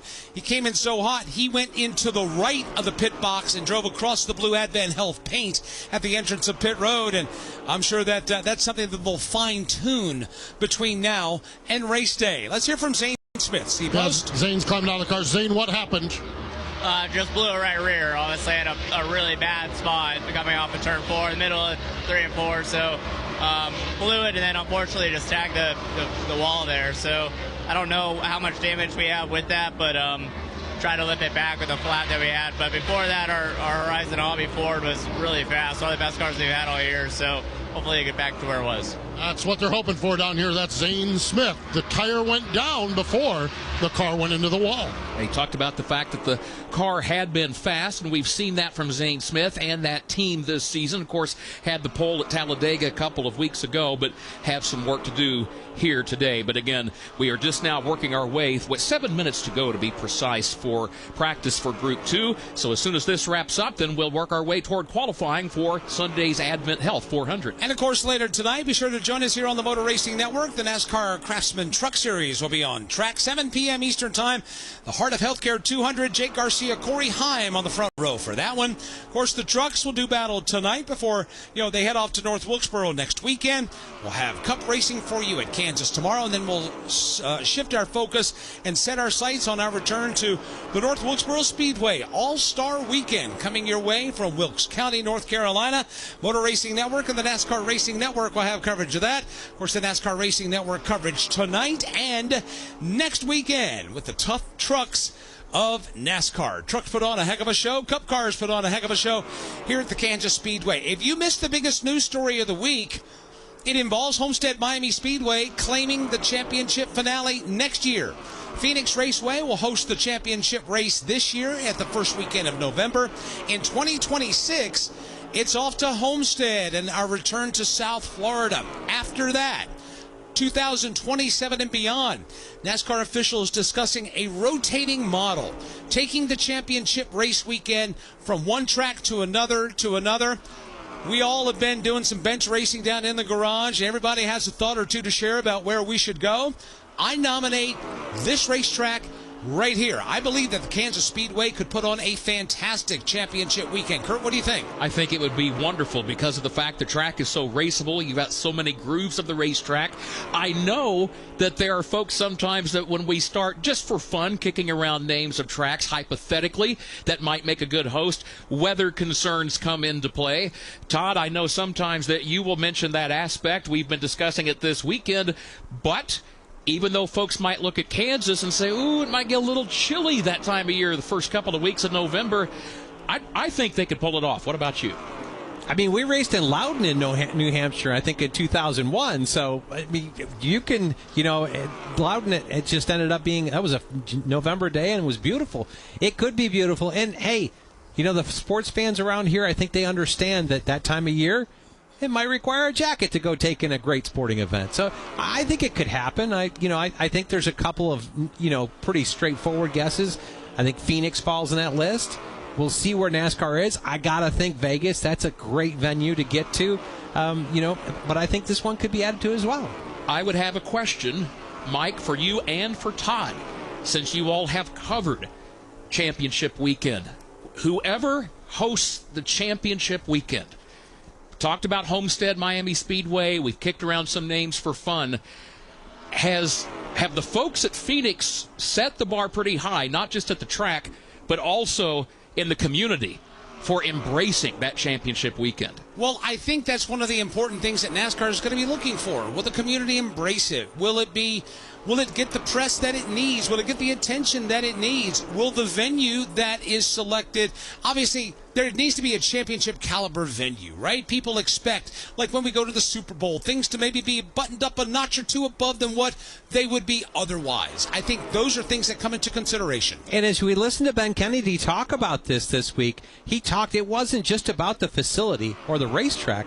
It was about what the community, how they embraced it, what they were willing to do to host this championship event. That's one of the things I think when you look at Super Bowls and even put the bid out like it is for the Olympics. Communities come together to bid for this. I think that's part of what we've got to have. We've got to have community buy-in where it becomes an event, much like, to your point, I think Phoenix did a really good job of embracing championship weekend. You knew it was championship weekend any place within the Phoenix metro area. I think the places that we will take this to will have to do that as well. Yeah, you talk about that when you fly into Phoenix for championship weekend.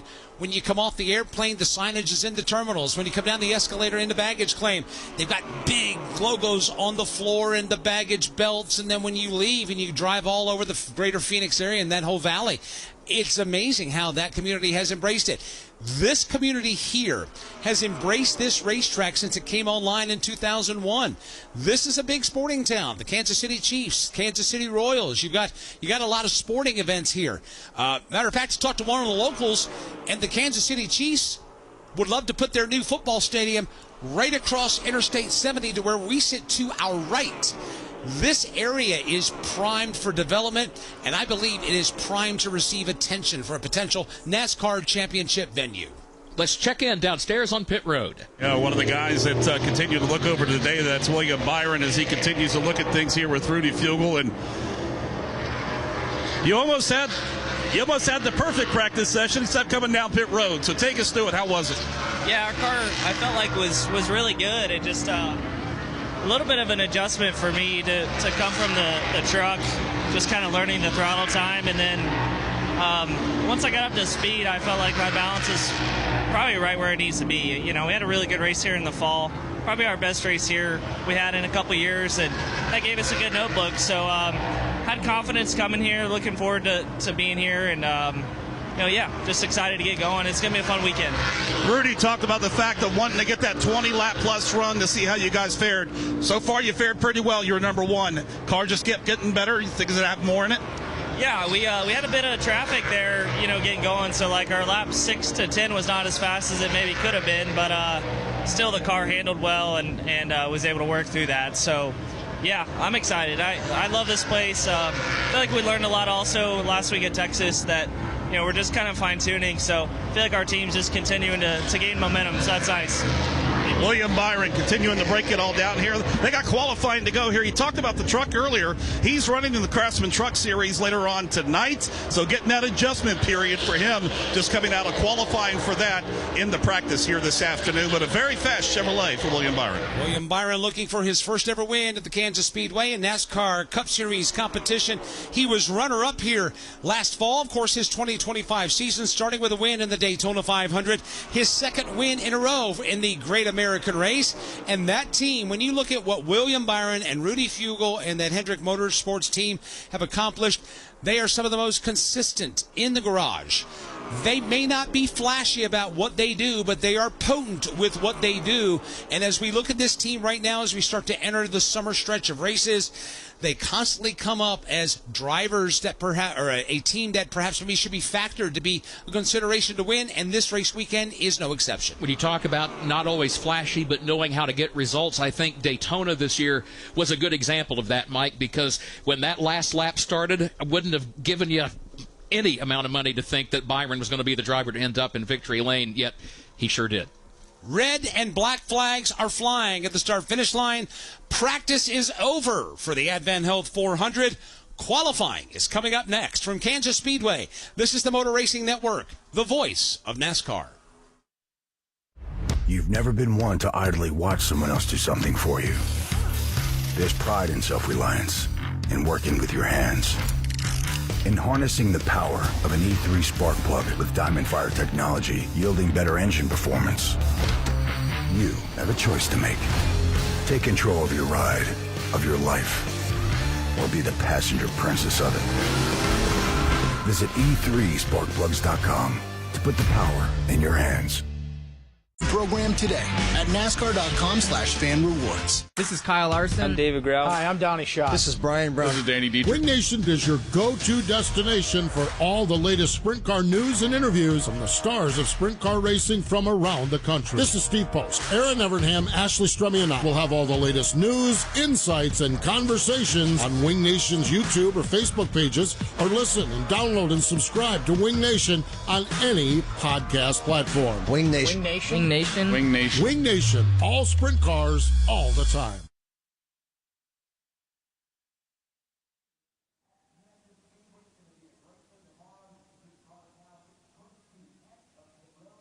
Back at the Kansas Speedway, Ty Gibbs, quickest overall in practice. Michael McDowell, Alex Bowman, Bubba Wallace, William Byron, the top five in single lap speed. When you look at averages, Hendrick Motorsports takes over.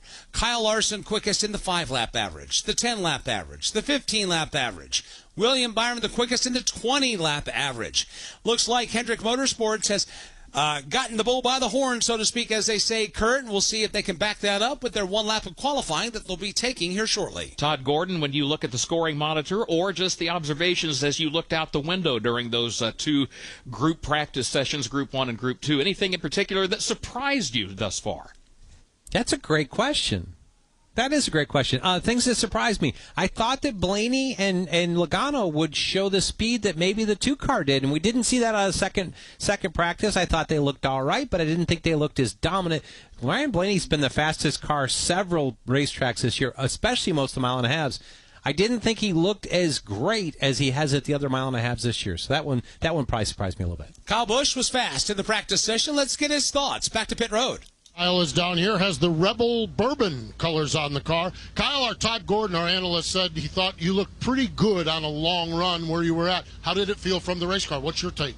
Yeah, not too bad. I think the Rebel Chevrolet's got some good speed in it. Just trying to work on a little bit more balance to it. 1 and 2 was okay, just too tight in 3 and 4. So, trying to get that ready here for qualifying, try to go lay down a good lap and put ourselves in the top 10 for qualifying and try to go race them tomorrow. But we've been fast here the last couple times and just haven't gotten the finishes to show for it, so hoping that we can change that around for all the guys with Rebel and Zone and Lucas Oil, everybody on this RCR Chevrolet. You talked about the balance. Did you get a sense, high groove, middle groove, low groove? Did you get a sense on any feel as far as that goes as well? Yeah, I mean, just looking back, everything's been high groove here as of late, so I don't think there's nothing on the bottom that's going to be any sticky glue stuff to help us be fast down there. So we'll just skip out on focusing any on that. Obviously, restarts, you'll have to be down there. You'll play with that for a little bit here or there. Tires start to go away about lap 6, 7, 8, and that's when you can start to see some variance in how fast you are compared to other guys, but it's all pretty much top. There we go. That's Kyle Busch getting ready to put down a qualifying lap, and the goal, get into the top 10 here with this qualifying run for Kyle. Todd, do you agree with that assessment that Kyle just made? I felt like there was a car or two that figured out how to rip the bottom of 3 and 4 last fall and actually show success here. I do think the predominant line is up top, but when other people are up there, you got to work around and figure out where your race car is. I think there's an opportunity to wrap the bottom of 3 and 4 and show some speed. One driver who has shown speed in Group 2, that was Tyler Reddick. Let's check in with Jason Toy. Yeah, he's had some very fast speed here so far in this Toyota Camry here for Tyler Reddick, carrying the Xfinity Mobile colors here today, the purple and the black and white here for him. Continue to talk things over with Billy Scott down here, his crew chief. And Tyler, you guys came off the truck pretty quick. Looked like you had some pretty good long run speed out there too. How'd it feel? Yeah, our Xfinity Mobile Camry is really good this weekend. It seems like all the 2311 cars are pretty close to where they need to be. Bubba was happy in practice, and obviously I know Riley and Corey are still learning. But all in all, like, pace of all of our cars looks really, really good. Kind of not myself there in practice, not running the top to produce those lap times to start, but that's okay. Yeah, just really happy with the balance we got on our Camry right now. Obviously, we had that caution like lap 31 or so that kind of broke it up, but feel good about what we got. Obviously, qualifying will be important, so yeah, we're going to do everything we can to qualify up front and take some of that speed we had in practice to use to start this race. All right, they're going to see what they can do to make things happen, and Billy Scott's the crew chief down here as he sends some notes back real quick. And Billy, all right, you guys got some speed. What can you do to the car now before you go out to qualifying, besides putting some fresh Goodyear Racing Eagles on there? Well, it's always comforting to start out with some speed because that's what we're adjusting to. So, that's a good start. So we'll do our planned qualifying adjustment here and let him go out there and rip a lap. All right, there you go. He's got a big old smile on his face today. That's Billy Scott, crew chief for Tyler Reddick. They got a fast Camry here, and they're looking to get any more speed here when they roll out. Of course, Tyler Reddick and Billy Scott driving for 2311 Racing. They have 8 wins. The organization does. 3 of them have come here, and they've come in 3 of the last 6 Kansas races. Kurt Busch, Bubba Wallace, and Tyler Reddick have all won here at the Kansas Speedway. This potentially could be a day of opportunity tomorrow for 2311. Quite frankly, I'm surprised they've not won so far in 2025. Yeah, that's a fair point. We just heard from Tyler Reddick, and I know that Tyler is a driver that I think you can make the case that particularly this last stretch of 3 races or so really haven't been the kind of numbers, the kind of results that Tyler or that organization expect. Yeah, but they've had speed.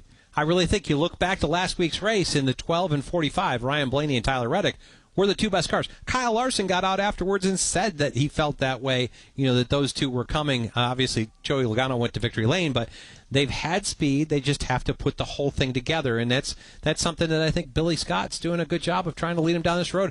This is a place, you said that, 3 wins in the last 6 races here. but 2311 struggled at this racetrack last year. I talked to Dave Rogers up in the competition director position there, and I'm not sure if that's what it is, but he's in that level of position at 2311. They needed to do some work and come back a little different than they were last year because they felt like they got a little off. You know what's amazing is we can look at the box score, right? And the box score gives a number. But what the box score does not give is context. And you just provided context to that. When you go back into competition meetings and the box score says 31st, and you start having these conversations, and the context comes out. We had speed, we had this, and you start stockpiling that. What kind of a direction does that give the race team? Because I think if you're not involved in that, and you just look at the number, it may set off a level of alarm that otherwise isn't there when you get the context. Yeah, it's one of those pieces. I mean, speed's elusive. I've used that word forever, but speed's elusive. So if you've got speed, you can identify all the pieces that you've got from that point forward. They're executables, and you can go and work on the refinement of those executables. So that's one of those things that you know, when you've got speed, you can build off of that, and you've got tangibles you can work on. One of those cars that had speed, it looked like the 2-car had speed with Austin Cindric. Let's get an update from pit road. Well, he sits down here, calm, cool, collective as always, and a big old smile. You guys got to fast forward out here and get ready. You got one time to get it around here. So what kind of speed do you have to get this thing started up front? No, we're about to find out, aren't we? No, it's a fun qualifying session here. Just so much on throttle time and pretty high commitment with how high up you race the racetrack and not a lot of margin for errors. So, but like you said, I thought we had really good long run speed here on our Atlas Roof Menards Ford Mustang, and we made the right adjustments to keep it up there for this qualifying session. I mean, obviously you guys got a fast car to be able to work your way up, but how important is it to get up to that front starting position when it comes to pit selection? Pit selection's important. I mean, these aren't the smallest stalls, but anything I can give my guys an advantage is big on race days. So we always like sending our group text to the pit crew guys that we got them an opening somewhere. So this is my chance to go earn them an opening. Have fun. Yeah, thank you. All right, Austin Cindric. He's towards the back end of the Group A qualifying coming up. Kansas has never been a particularly kind track to Austin Cindric, but he does come in with momentum off that win at Talladega a couple of weeks ago. From Kansas Speedway, this is the Motor Racing Network, the voice of NASCAR. From the community in the campgrounds to the action on the track, there's something for everyone at Michigan International Speedway. Here we go. The green flag will be flying all weekend long with 3 races and endless opportunities for a good time. Kick off summer with a bang and discover why a NASCAR race in Michigan, take what's yours, baby, is anything but slow. NASCAR weekend at Michigan International Speedway, June 6th through the 8th. Get your tickets now at mispeedway.com. Hey guys, Corley Joy here. Make sure you catch Stag and Pennies on all the NASCAR platforms each week. We talk to some of our greatest drivers, winners, relevant stories. You never know who's going to show up. Hall of Famers, everything. And you're going to get the best race highlights, the best content, the best scanner audio, the best reactions, and by far the best pit road breakdowns of any other podcast. Corey, where can they hear us? You can find us on NASCAR on Tubi, SiriusXM Channel 90, wherever you find your podcasts, or on YouTube. Go check us out.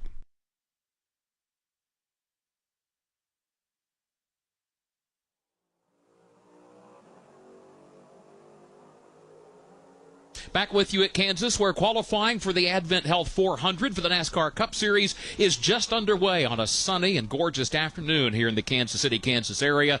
Temperatures around 80 degrees. Corey Heim, the first driver to take to the racetrack. Of course, he will be busy later on tonight when the NASCAR Racing Network brings you live coverage of the Heartland 200 for the NASCAR Craftsman Truck Series. Well, as Corey Heim gets up to speed, let's check in downstairs with Steve Post. Bubba Wallace down here getting ready to climb aboard the Columbia Toyota. Bubba, a couple years ago, you were the man here. Won a race, had a top 5 finish. Last year, a couple of 17th place finishes.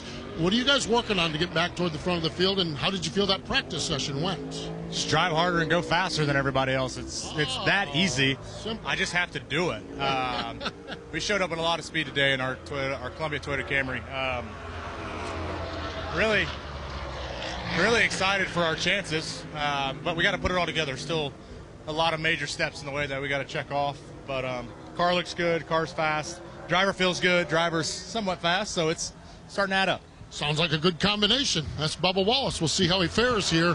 He's probably 10 or 12 cars from going out on the racetrack. Bubba Wallace, a former Kansas winner. Jesse Love on the racetrack right now. Drives for Richard Childress Racing. One of a handful of starts for Jesse in the NASCAR Cup Series this year. He is coming to the checkered flag as we check in with Jason Toy. Well, last week, Texas Motor Speedway, Carson Hocevar picked up his first career NASCAR Cup Series pole, and today he comes here to the 1.5 miles at the Kansas Speedway for Carson. And last week you started off on the pole. I know the finish wasn't where you wanted it, but what about today? Can you duplicate what you did last week? I don't know. I got held up in my practice lap, so we thought we had better hot lap speed than we showed, so I'd like to think so, but also we're not going out as late as we did there, so yeah, I don't know 100%. I'd like to just get single digits. I'd be really, really happy with that. All right, he's trying to carry some momentum. They've had some pretty good runs as of late. Last week, 20th at Texas, but he started off on the pole in the Lone Star State. Carson Hocevar going on the back end here of Group 1. And indeed, we will soon see if he can back that up here at Kansas. Right now, it is Noah Gregson who's on the racetrack as he is working his way off corner number 4 right now. The checkered flag is out for his qualifying run. Dives down to the apron, flashes across the stripe as, again, we are just underway very early here. Gregson to the top of the leaderboard, but so far he and Corey Heim, Jesse Love, the 3 drivers that have taken time as we continue here this afternoon. Noah Gregson, 29.840 seconds, 180.965 miles an hour. 3 of the 38 cars that will qualify for the Advent Health 400. Cody Ware is under the green flag. He'll take his Ford Mustang off the end of the front stretch, and he will go to the high lane. You know, normally when we qualify, everybody goes to the bottom, but we've always seen a mix of qualifying efforts here. We'll see some on the bottom. We'll see some top side. Here's Cody. He'll take his Ford to the top of turns 3 and 4. Now, we say the top.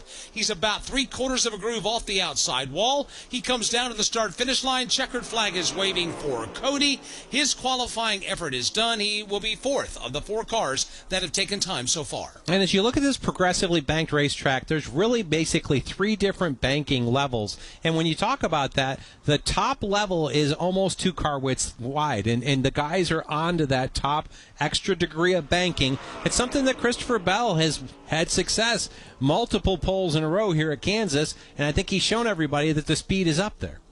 Right now, A.J. Allmendinger on the racetrack as he is up to speed. He's just taken the green flag. He's working his way off turn 2 and down the back straightaway. A driver who didn't really show a lot of speed when he was on the track earlier today. Yeah, has some challenges in practice, and we'll see what AJ's got for him right now. He brings his Colleague Racing Chevrolet off the corner. He'll dive for the apron. Checkered flag is waving, and AJ Allmendinger will be 4th of the 5 cars that have gone so far. 30.160 seconds, 179.045 miles an hour. On the racetrack right now is a driver that has won already in 2025.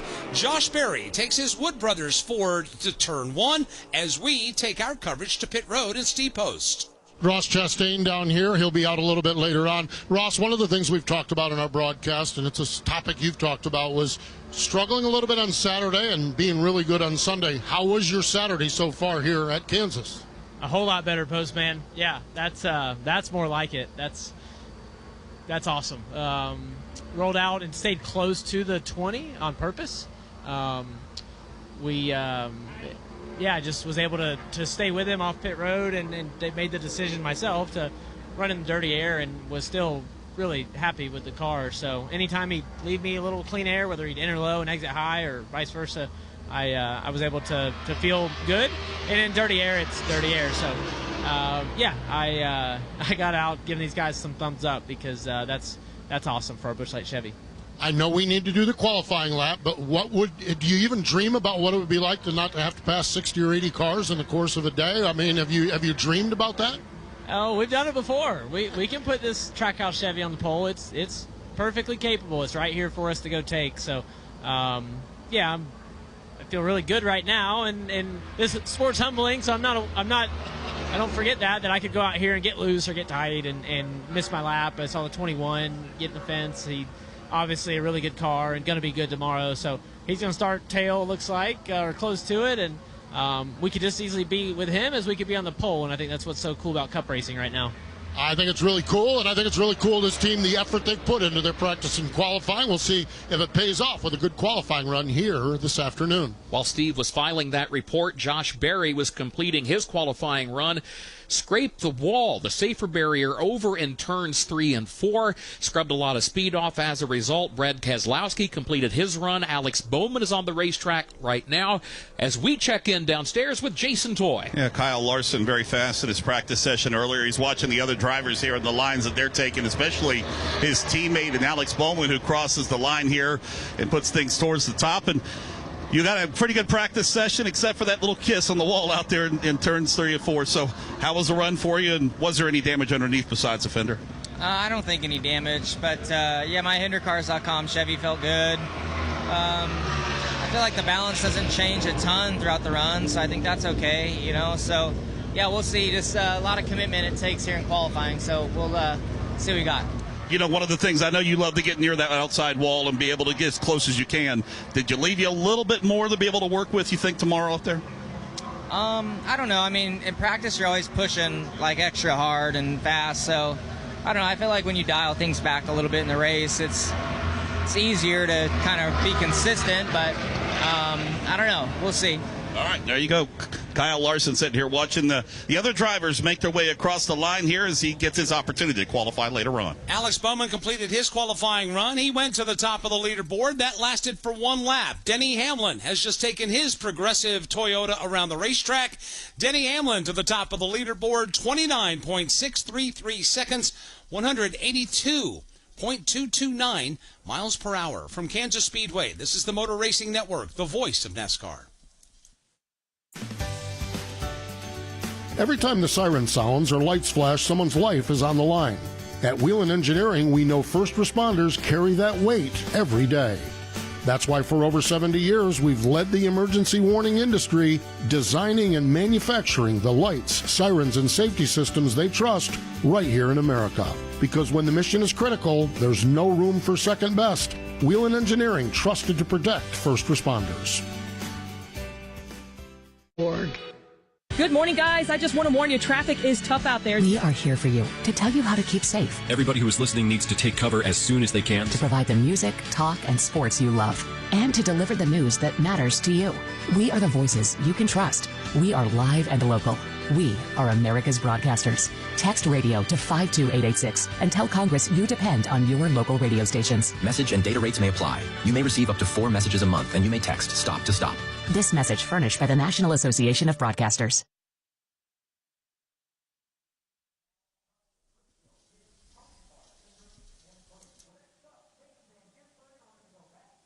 Back at Kansas Speedway, qualifying for the Advent Health 400 underway. Denny Hamlin, the quickest of the 9 cars that have gone so far.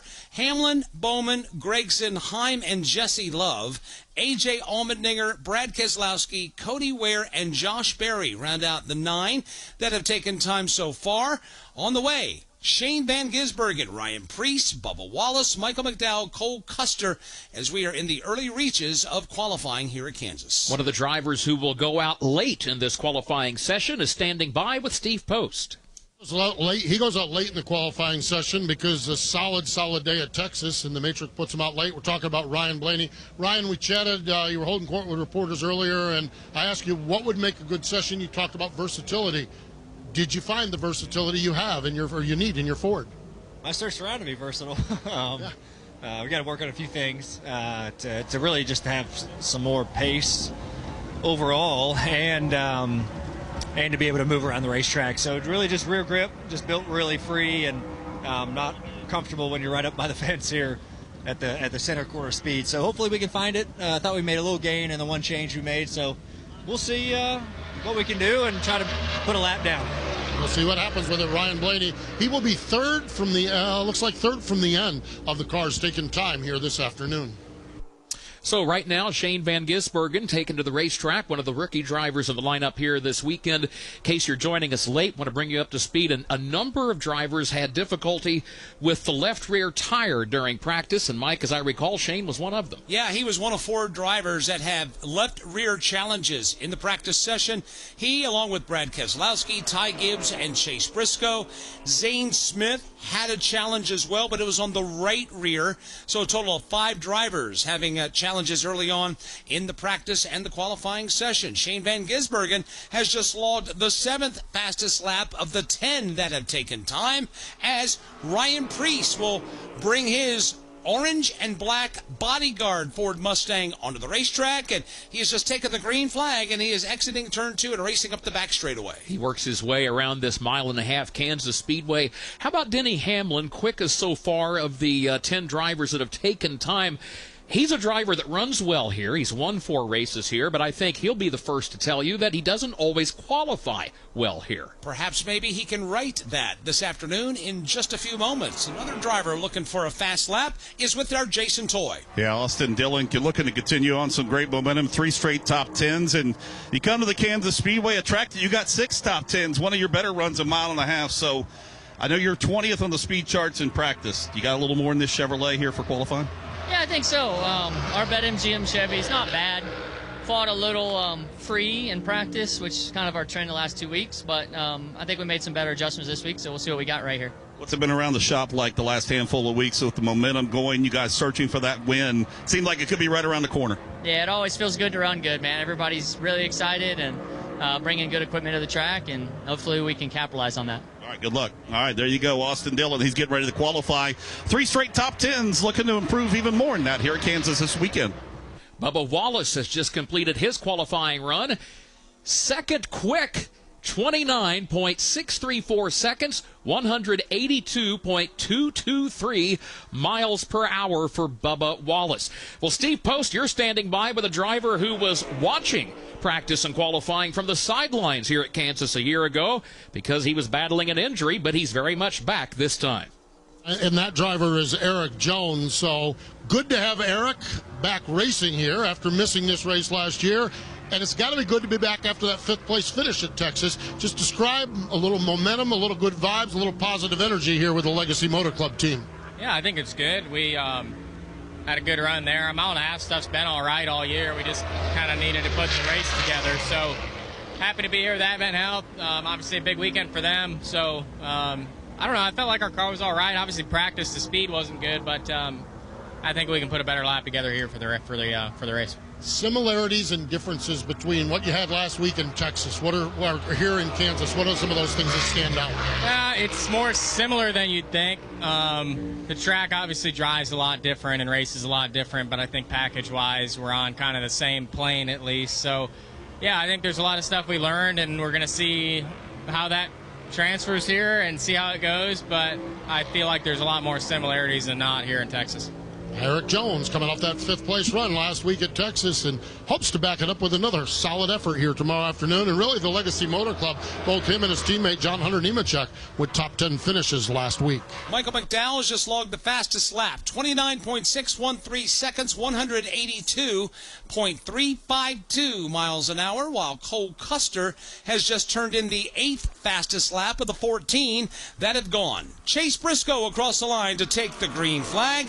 Let's catch up with a driver that has finished 9th or better in each of the last 4 Kansas races. Back to Jason Toy. And that is Chase Elliott, who seems to have good success here. You got a victory here at Kansas, too. What is it about this track you like so much, and what about speed for today? What do you got?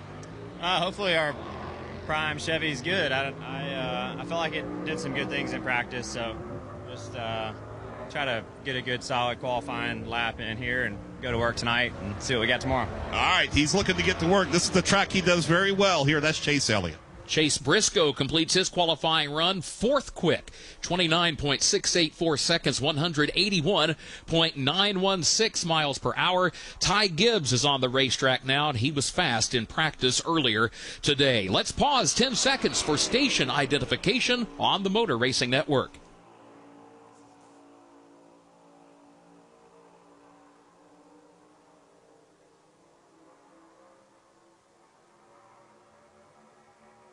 the Motor Racing Network in Kansas City, Kansas, to bring you live coverage this afternoon for the NASCAR Cup Series pole qualifying for the Advent Health 400. Kurt Becker along with Mike Bagley and Todd Gordon, joined by Steve Post and Jason Toy on pit road. So far, 15 drivers, 16 now have taken time, and we have a new leader atop the board. And that new leader is Ty Gibbs. He has just taken his Joe Gibbs Racing Toyota Camry to the top of the leaderboard, 29.551 seconds, 182.735 miles an hour.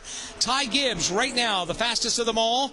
We have qualified 16 of the 38 cars. We're halfway through qualifying. Michael McDowell is second. Denny Hamlin is third. Bubba Wallace is fourth, and Chase Briscoe is fifth. Alex Bowman is sixth, with Noah Gregson in seventh. Corey Heim in eighth. Cole Custer ninth, and Jesse Love is 11th. Cole Custer, that is in 10th. Then Jesse Love 11th, A.J. Allmendinger 12th, Shane Van Gisbergen in 13th, Brad Keselowski 14th, Cody Ware 15th, and Josh Berry 16th. And now Carson Hocevar completes his run. And that'll put him 7th overall. That Spire Motorsports Chevrolet logging in a time and speed of 29.793, 181.251 miles per hour. On the racetrack right now, Austin Cindric, one of the drivers that was quickest in lap averages, 10, 15, 20 lap averages. That two car's got a lot of speed in it right now. He is on the clock. Todd, right now, a 29.551 is the fastest time. Do you want to forecast a ballpark about maybe a speed that'll win the pole, or maybe a time that'll win the pole today? I don't know. This is so tough to do, but you look at this thing, and I feel like we've got really good contenders late in this run. We've got the 20 car, fifth to last, who's won multiple poles. I think it's going to take at least a 30, if not a 20. Austin Cindric, third quick, 29.627, 182.266 miles per hour. Back to Jason Toy. Well, Daniel Suarez walks down here on the pit lane. Of course, one teammate had a tire issue. Your other teammate was pretty fast. You're kind of nestled in there in that practice session. What do you got for qualifying today? Well, apparently some people are going almost wide open, so let's see if we can do that. Overall, I think the car it's okay. There is a little bit room for improvement, so hopefully we made a little bit better here for quality.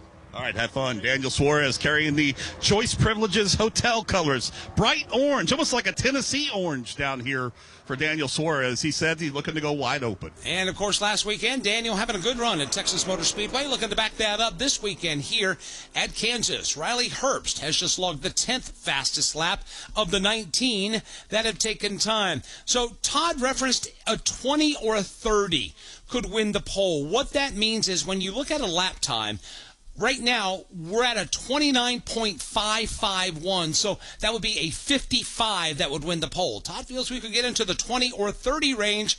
Time will tell, as we are just halfway through this round of qualifying. From Kansas Speedway, this is the Motor Racing Network, the voice of NASCAR.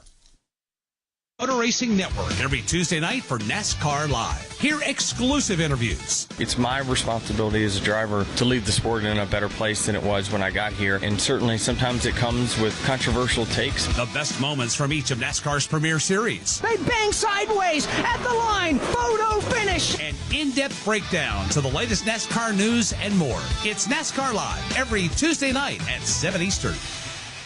Looking for a weekly motorsports podcast to stay up to date on what's happening on and off the track? The Motor Racing Network is the place. Hear from NASCAR crew chiefs on MRN Crew Call. All the happenings from regional touring series and local tracks on NASCAR Coast to Coast. Sprint Car Talk on Winged Nation. NASCAR history on MRN Classic Races. And hear from the drivers on NASCAR Live. MRN podcasts available on MRN.com, YouTube, or your favorite podcast platform.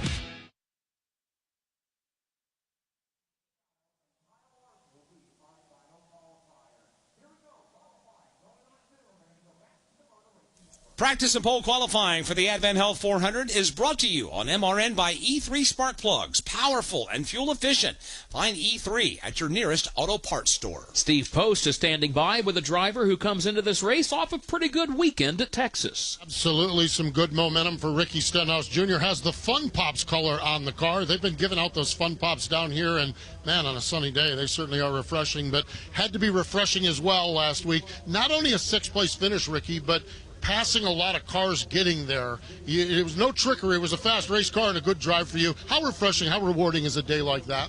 Yeah, we caught that one caution, at the right time, but for the most part, our car was great last week and made a lot of passes and lost track position and gained it back. And yeah, it was kind of an up and down day, but it was fun to drive. So our Fun Pobs Camaro was really loose there in practice. So hopefully we got it tightened up. You're going to have a lot of throttle here to qualify well. And yeah, it's something that we've been working on, just trying to get our qualifying better. And so Saturdays are important to make your day easier on Sunday. So hopefully we can get that a little bit better today than we've had over the last few weeks. But all in all, it's good to be out here in Kansas. Good to be in Kansas, that's for sure. Ricky Stenhouse Jr., yeah, it's fun to pass cars. It really is. But passing cars means you're starting behind them or you put yourself behind them. It's even more fun to qualify in the top 10 and stay there all day long. We'll see how Ricky Stenhouse Jr. fares here in just a little bit. That sixth-place finish at Texas in race 11 of the season. His first top 10 was in the second race of the season. Races 3 through 10 have been a handful for that organization.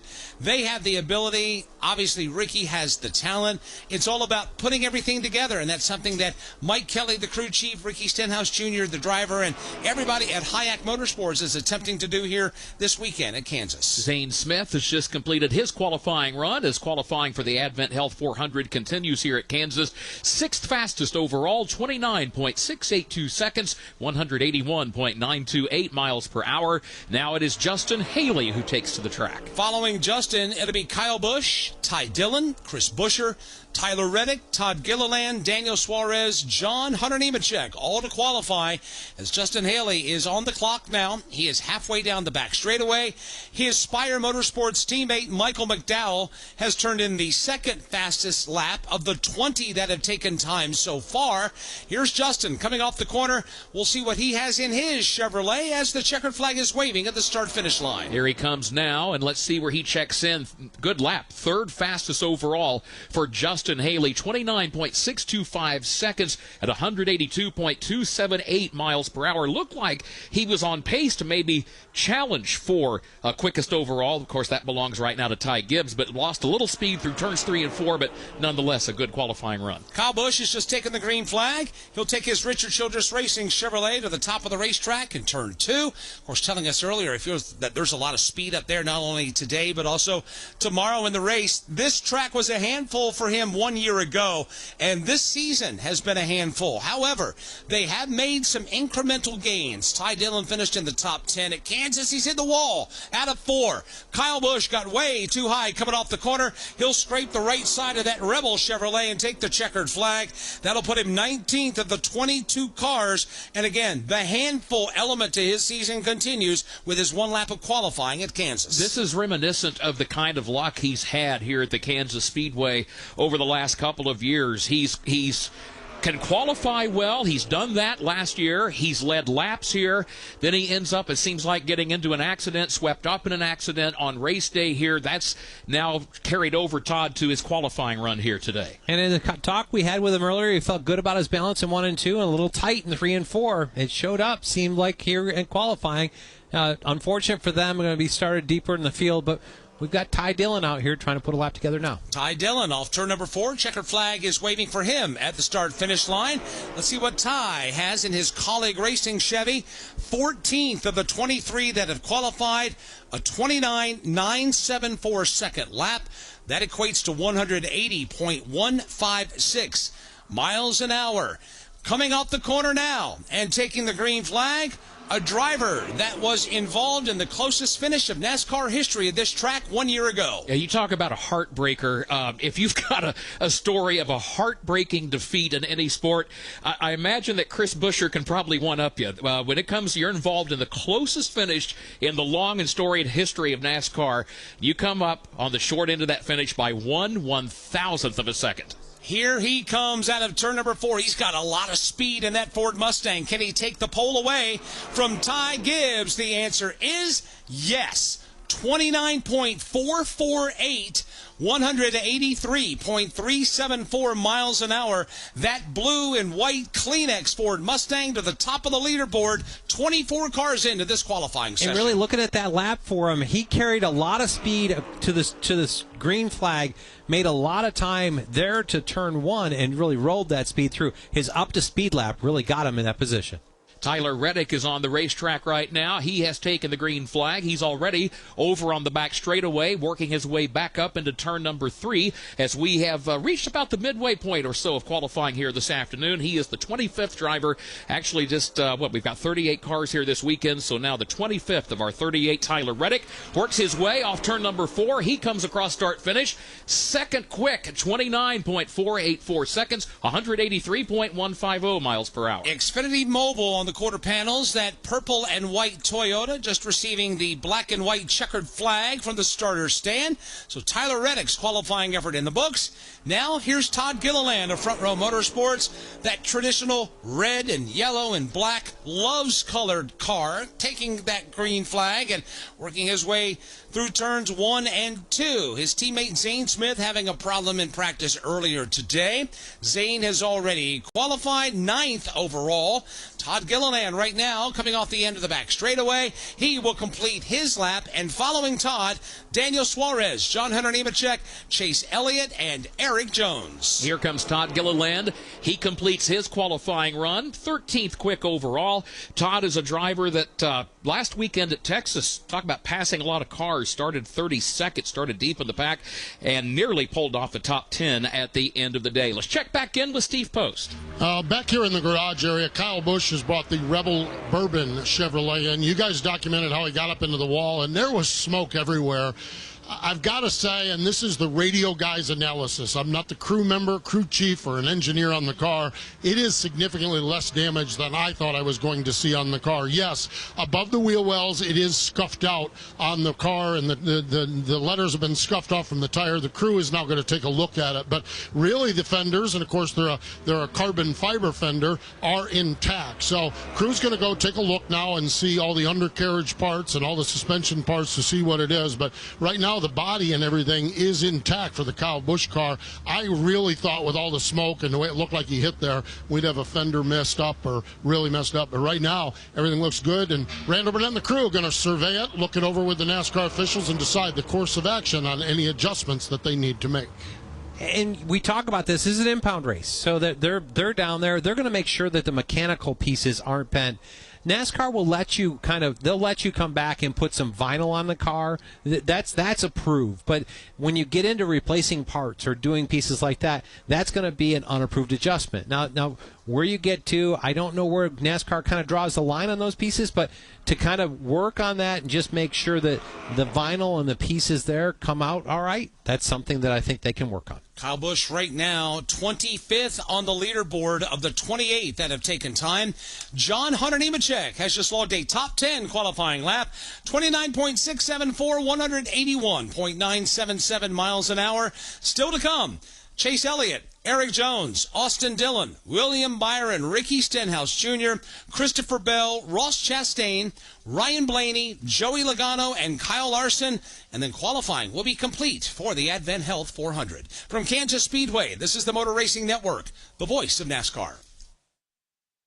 Inspiring story. Dale Earnhardt Jr. comes back to the Daytona International Speedway. He will win the Pepsi 400. I'm just a pilot, man. You know, I just want everybody to be happy. I want to do good, and hopefully all of my dad's fans enjoyed this. This is for all them. Motor Racing Network's NASCAR Live presents podcast Junior's Journey. Jeff Gordon, a colorful career, 50 years of MRN, the 1993 season, the road to royalty, and more. Search for NASCAR Live on your favorite podcast platform.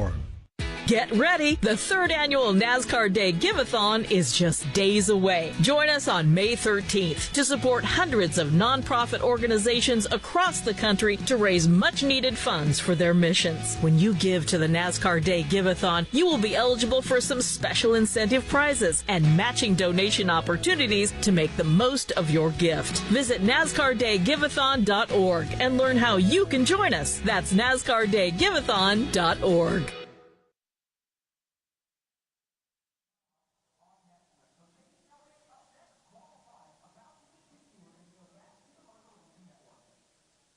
Back at Kansas Speedway in the stretch run of qualifying for the Advent Health 400. Chase Elliott will be pulling onto the racetrack in just a moment. Chris Buescher, Tyler Reddick, Ty Gibbs, the top three. Daniel Suarez and that Trackhouse Chevrolet logging the fourth fastest time a moment ago. Michael McDowell from Spire Motorsports rounding out the top five. Getting ready to do more racing here this evening. Qualifying here for the NASCAR Cup Series, the NASCAR Racing Network. We will be joining you at the top of the hour. That will be at 7 p.m. Eastern, 6 p.m. local Central Time for the NASCAR Craftsman Truck Series here tonight. It'll be Jake Garcia and Corey Heim answering the starter's call on the front row for that one. Again, we'll have live coverage for you on the NASCAR Racing Network. Of course, Tough Trucks of NASCAR always put on a great show here at the Kansas Speedway. We look forward to seeing what Corey Heim has for him as he tries to continue his winning legacy here. By the way, in case you're a Ty Majeski fan, he'll start third. Carson Hocevar is going to run the truck race tonight as well. He'll be in fourth. Ben Rhodes running out the top five. Rajah Caruth, Caden Honeycutt, Dawson Sutton, Tanner Gray, Gio Ruggiero rounding out the top 10. Again, top of the hour, the NASCAR Racing Network will have the call of the Tough Trucks of NASCAR from here at Kansas. Right now, qualifying back underway for the Advent Health 400 for the NASCAR Cup Series. It is Chase Elliott who is on the racetrack right now. Gets up to speed, works his way through turns 3 and 4, comes off the corner, gets ready to see the green flag to start his qualifying lap.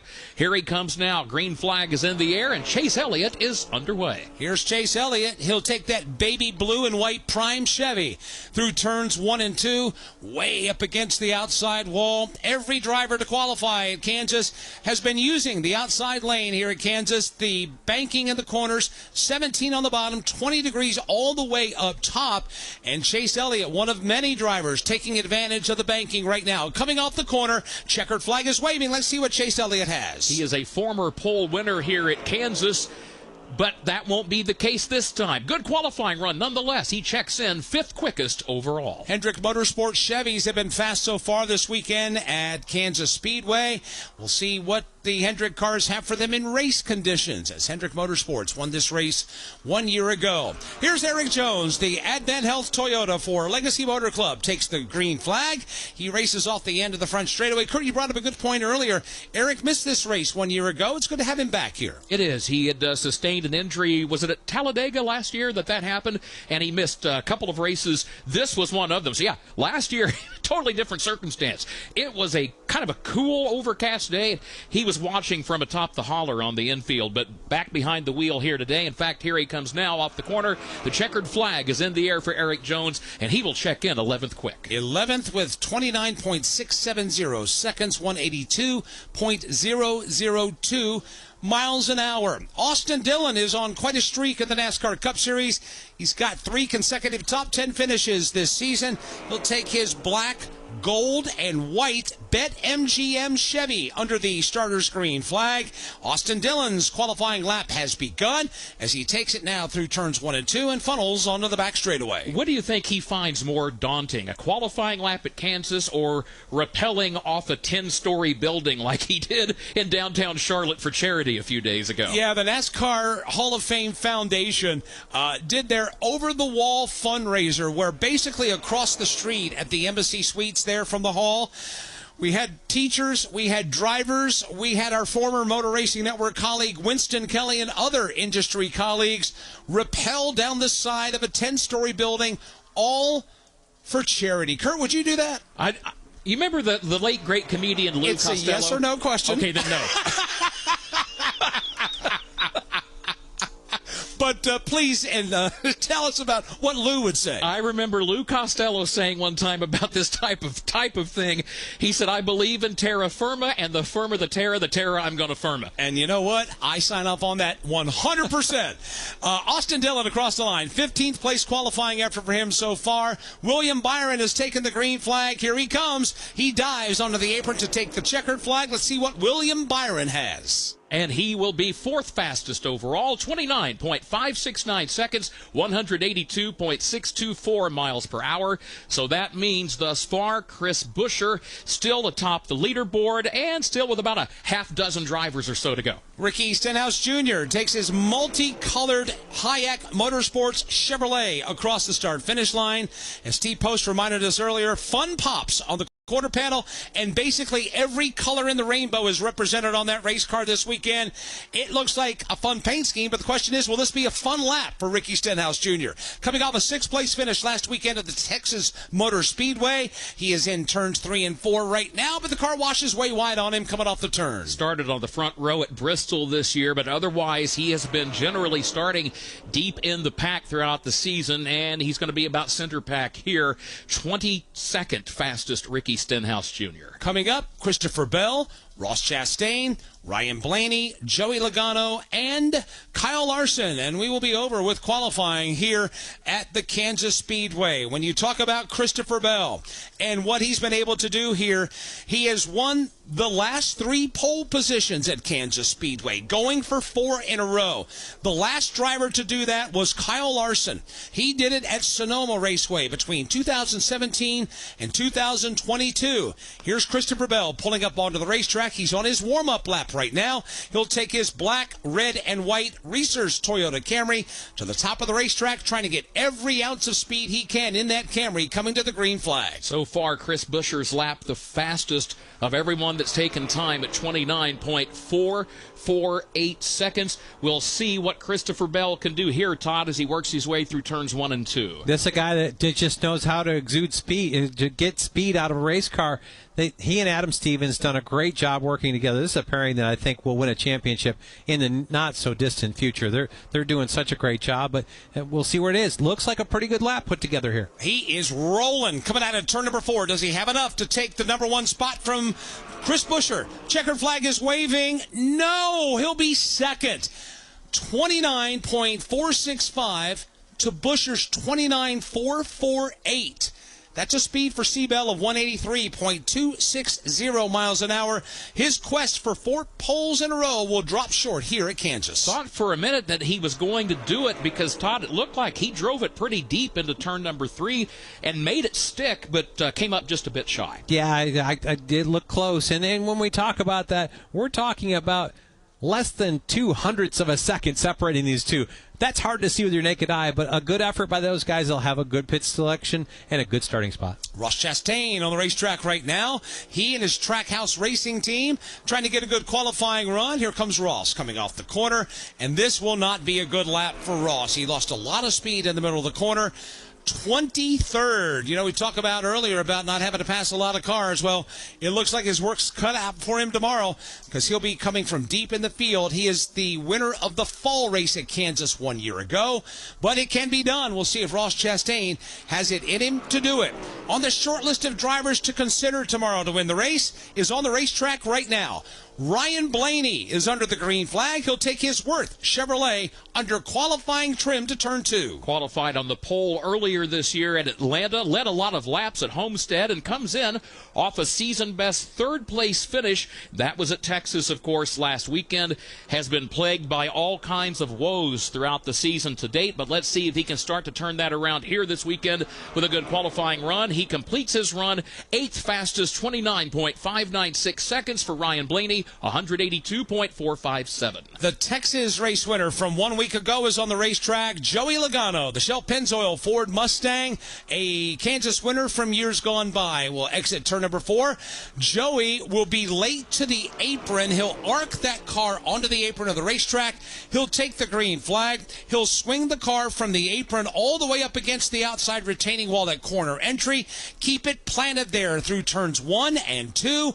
And he's halfway down the back straightaway, chasing Chris Buescher at a lap of 29.448 seconds. Here comes Joey Logano now, works his way right up next to the safer barrier around turns 3 and 4, angles the nose of his Ford down to the apron below the white line, and completes his qualifying run. Joey Logano, 4th quick, 29.529 seconds, 182.871 miles per hour. Again, Chris Buescher is the fastest car in qualifying at Kansas. The last car to qualify has just entered the racetrack.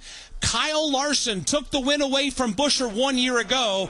Question is, will he take the pole from Buescher in 2025? Kyle Larson is on the green flag. Not to put you on the spot, Todd, you think he's going to do it? I think it'll be close. Fair enough. I don't know that he will. It all depends on 3 and 4. It seems like all these guys are just about wide open through 1 and 2.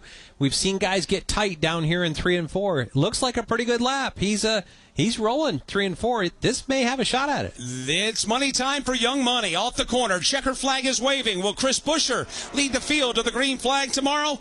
No, Larson takes the pole. 29.391 seconds, 183.730 miles an hour. Kyle Larson and his HendrickCars.com Chevrolet will lead the field to the green flag.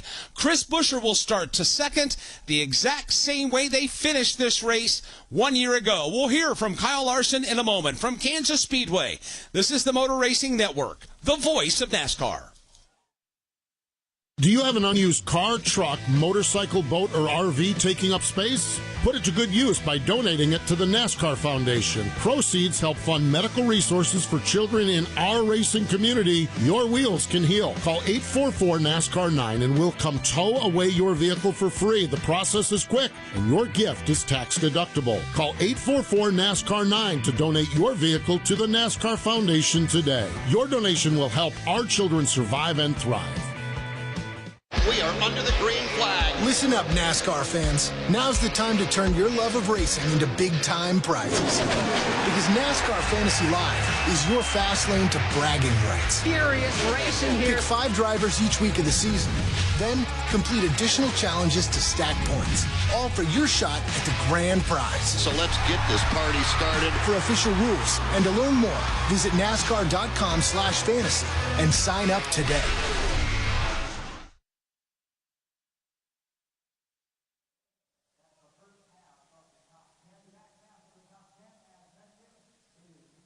Back at the Kansas Speedway, qualifying is over for the Advent Health 400. Kyle Larson will lead the field to the green flag. Chris Buescher will start in second.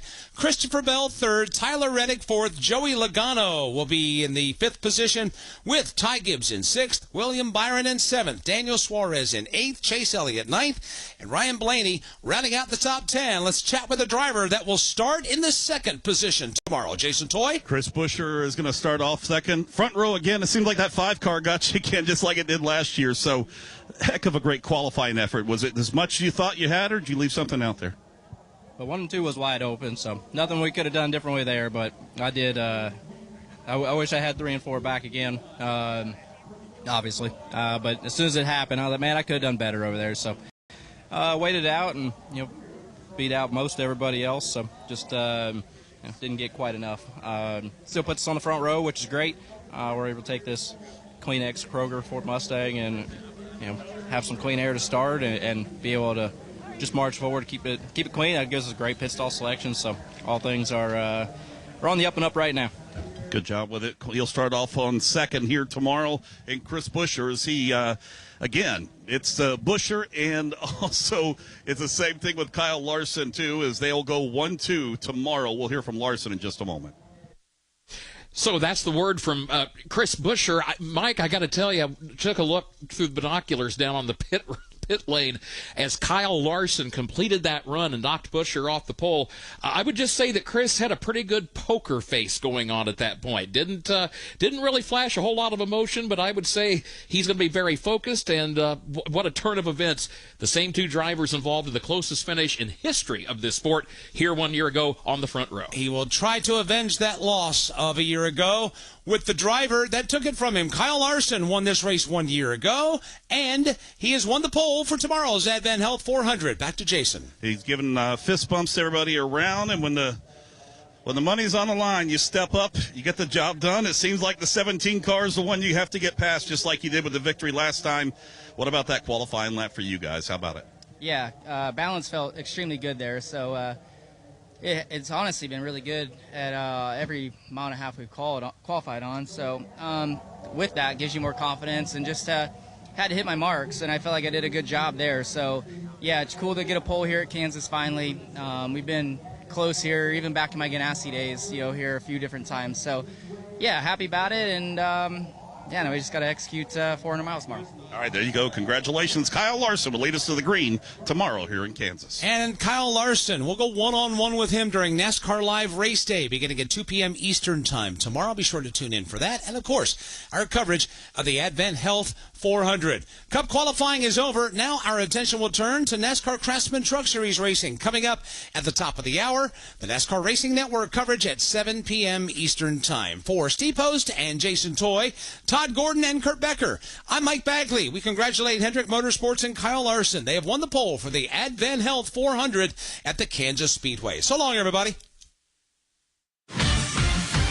Motor Racing Network's coverage of practice and pole qualifying for the Advent Health 400 from Kansas Speedway has been brought to you by E3 Spark Plugs. Powerful and fuel efficient. Find E3 at your nearest auto parts store. Our coverage has come to you under an exclusive radio license granted by Kansas Speedway to the Motor Racing Network, solely for the non-commercial use of our listening audience. Any use of the descriptions and accounts of this event without the express written permission of the Motor Racing Network is prohibited. Today's broadcast was directed by Trey Downey. Broadcast engineer Steve Fridley. Studio engineer Andy Pachenik. Audio engineer Craig Moore. The president of MRN is Chris Schwartz. Follow NASCAR every day at MRN.com. This broadcast was a production of the Motor Racing Network.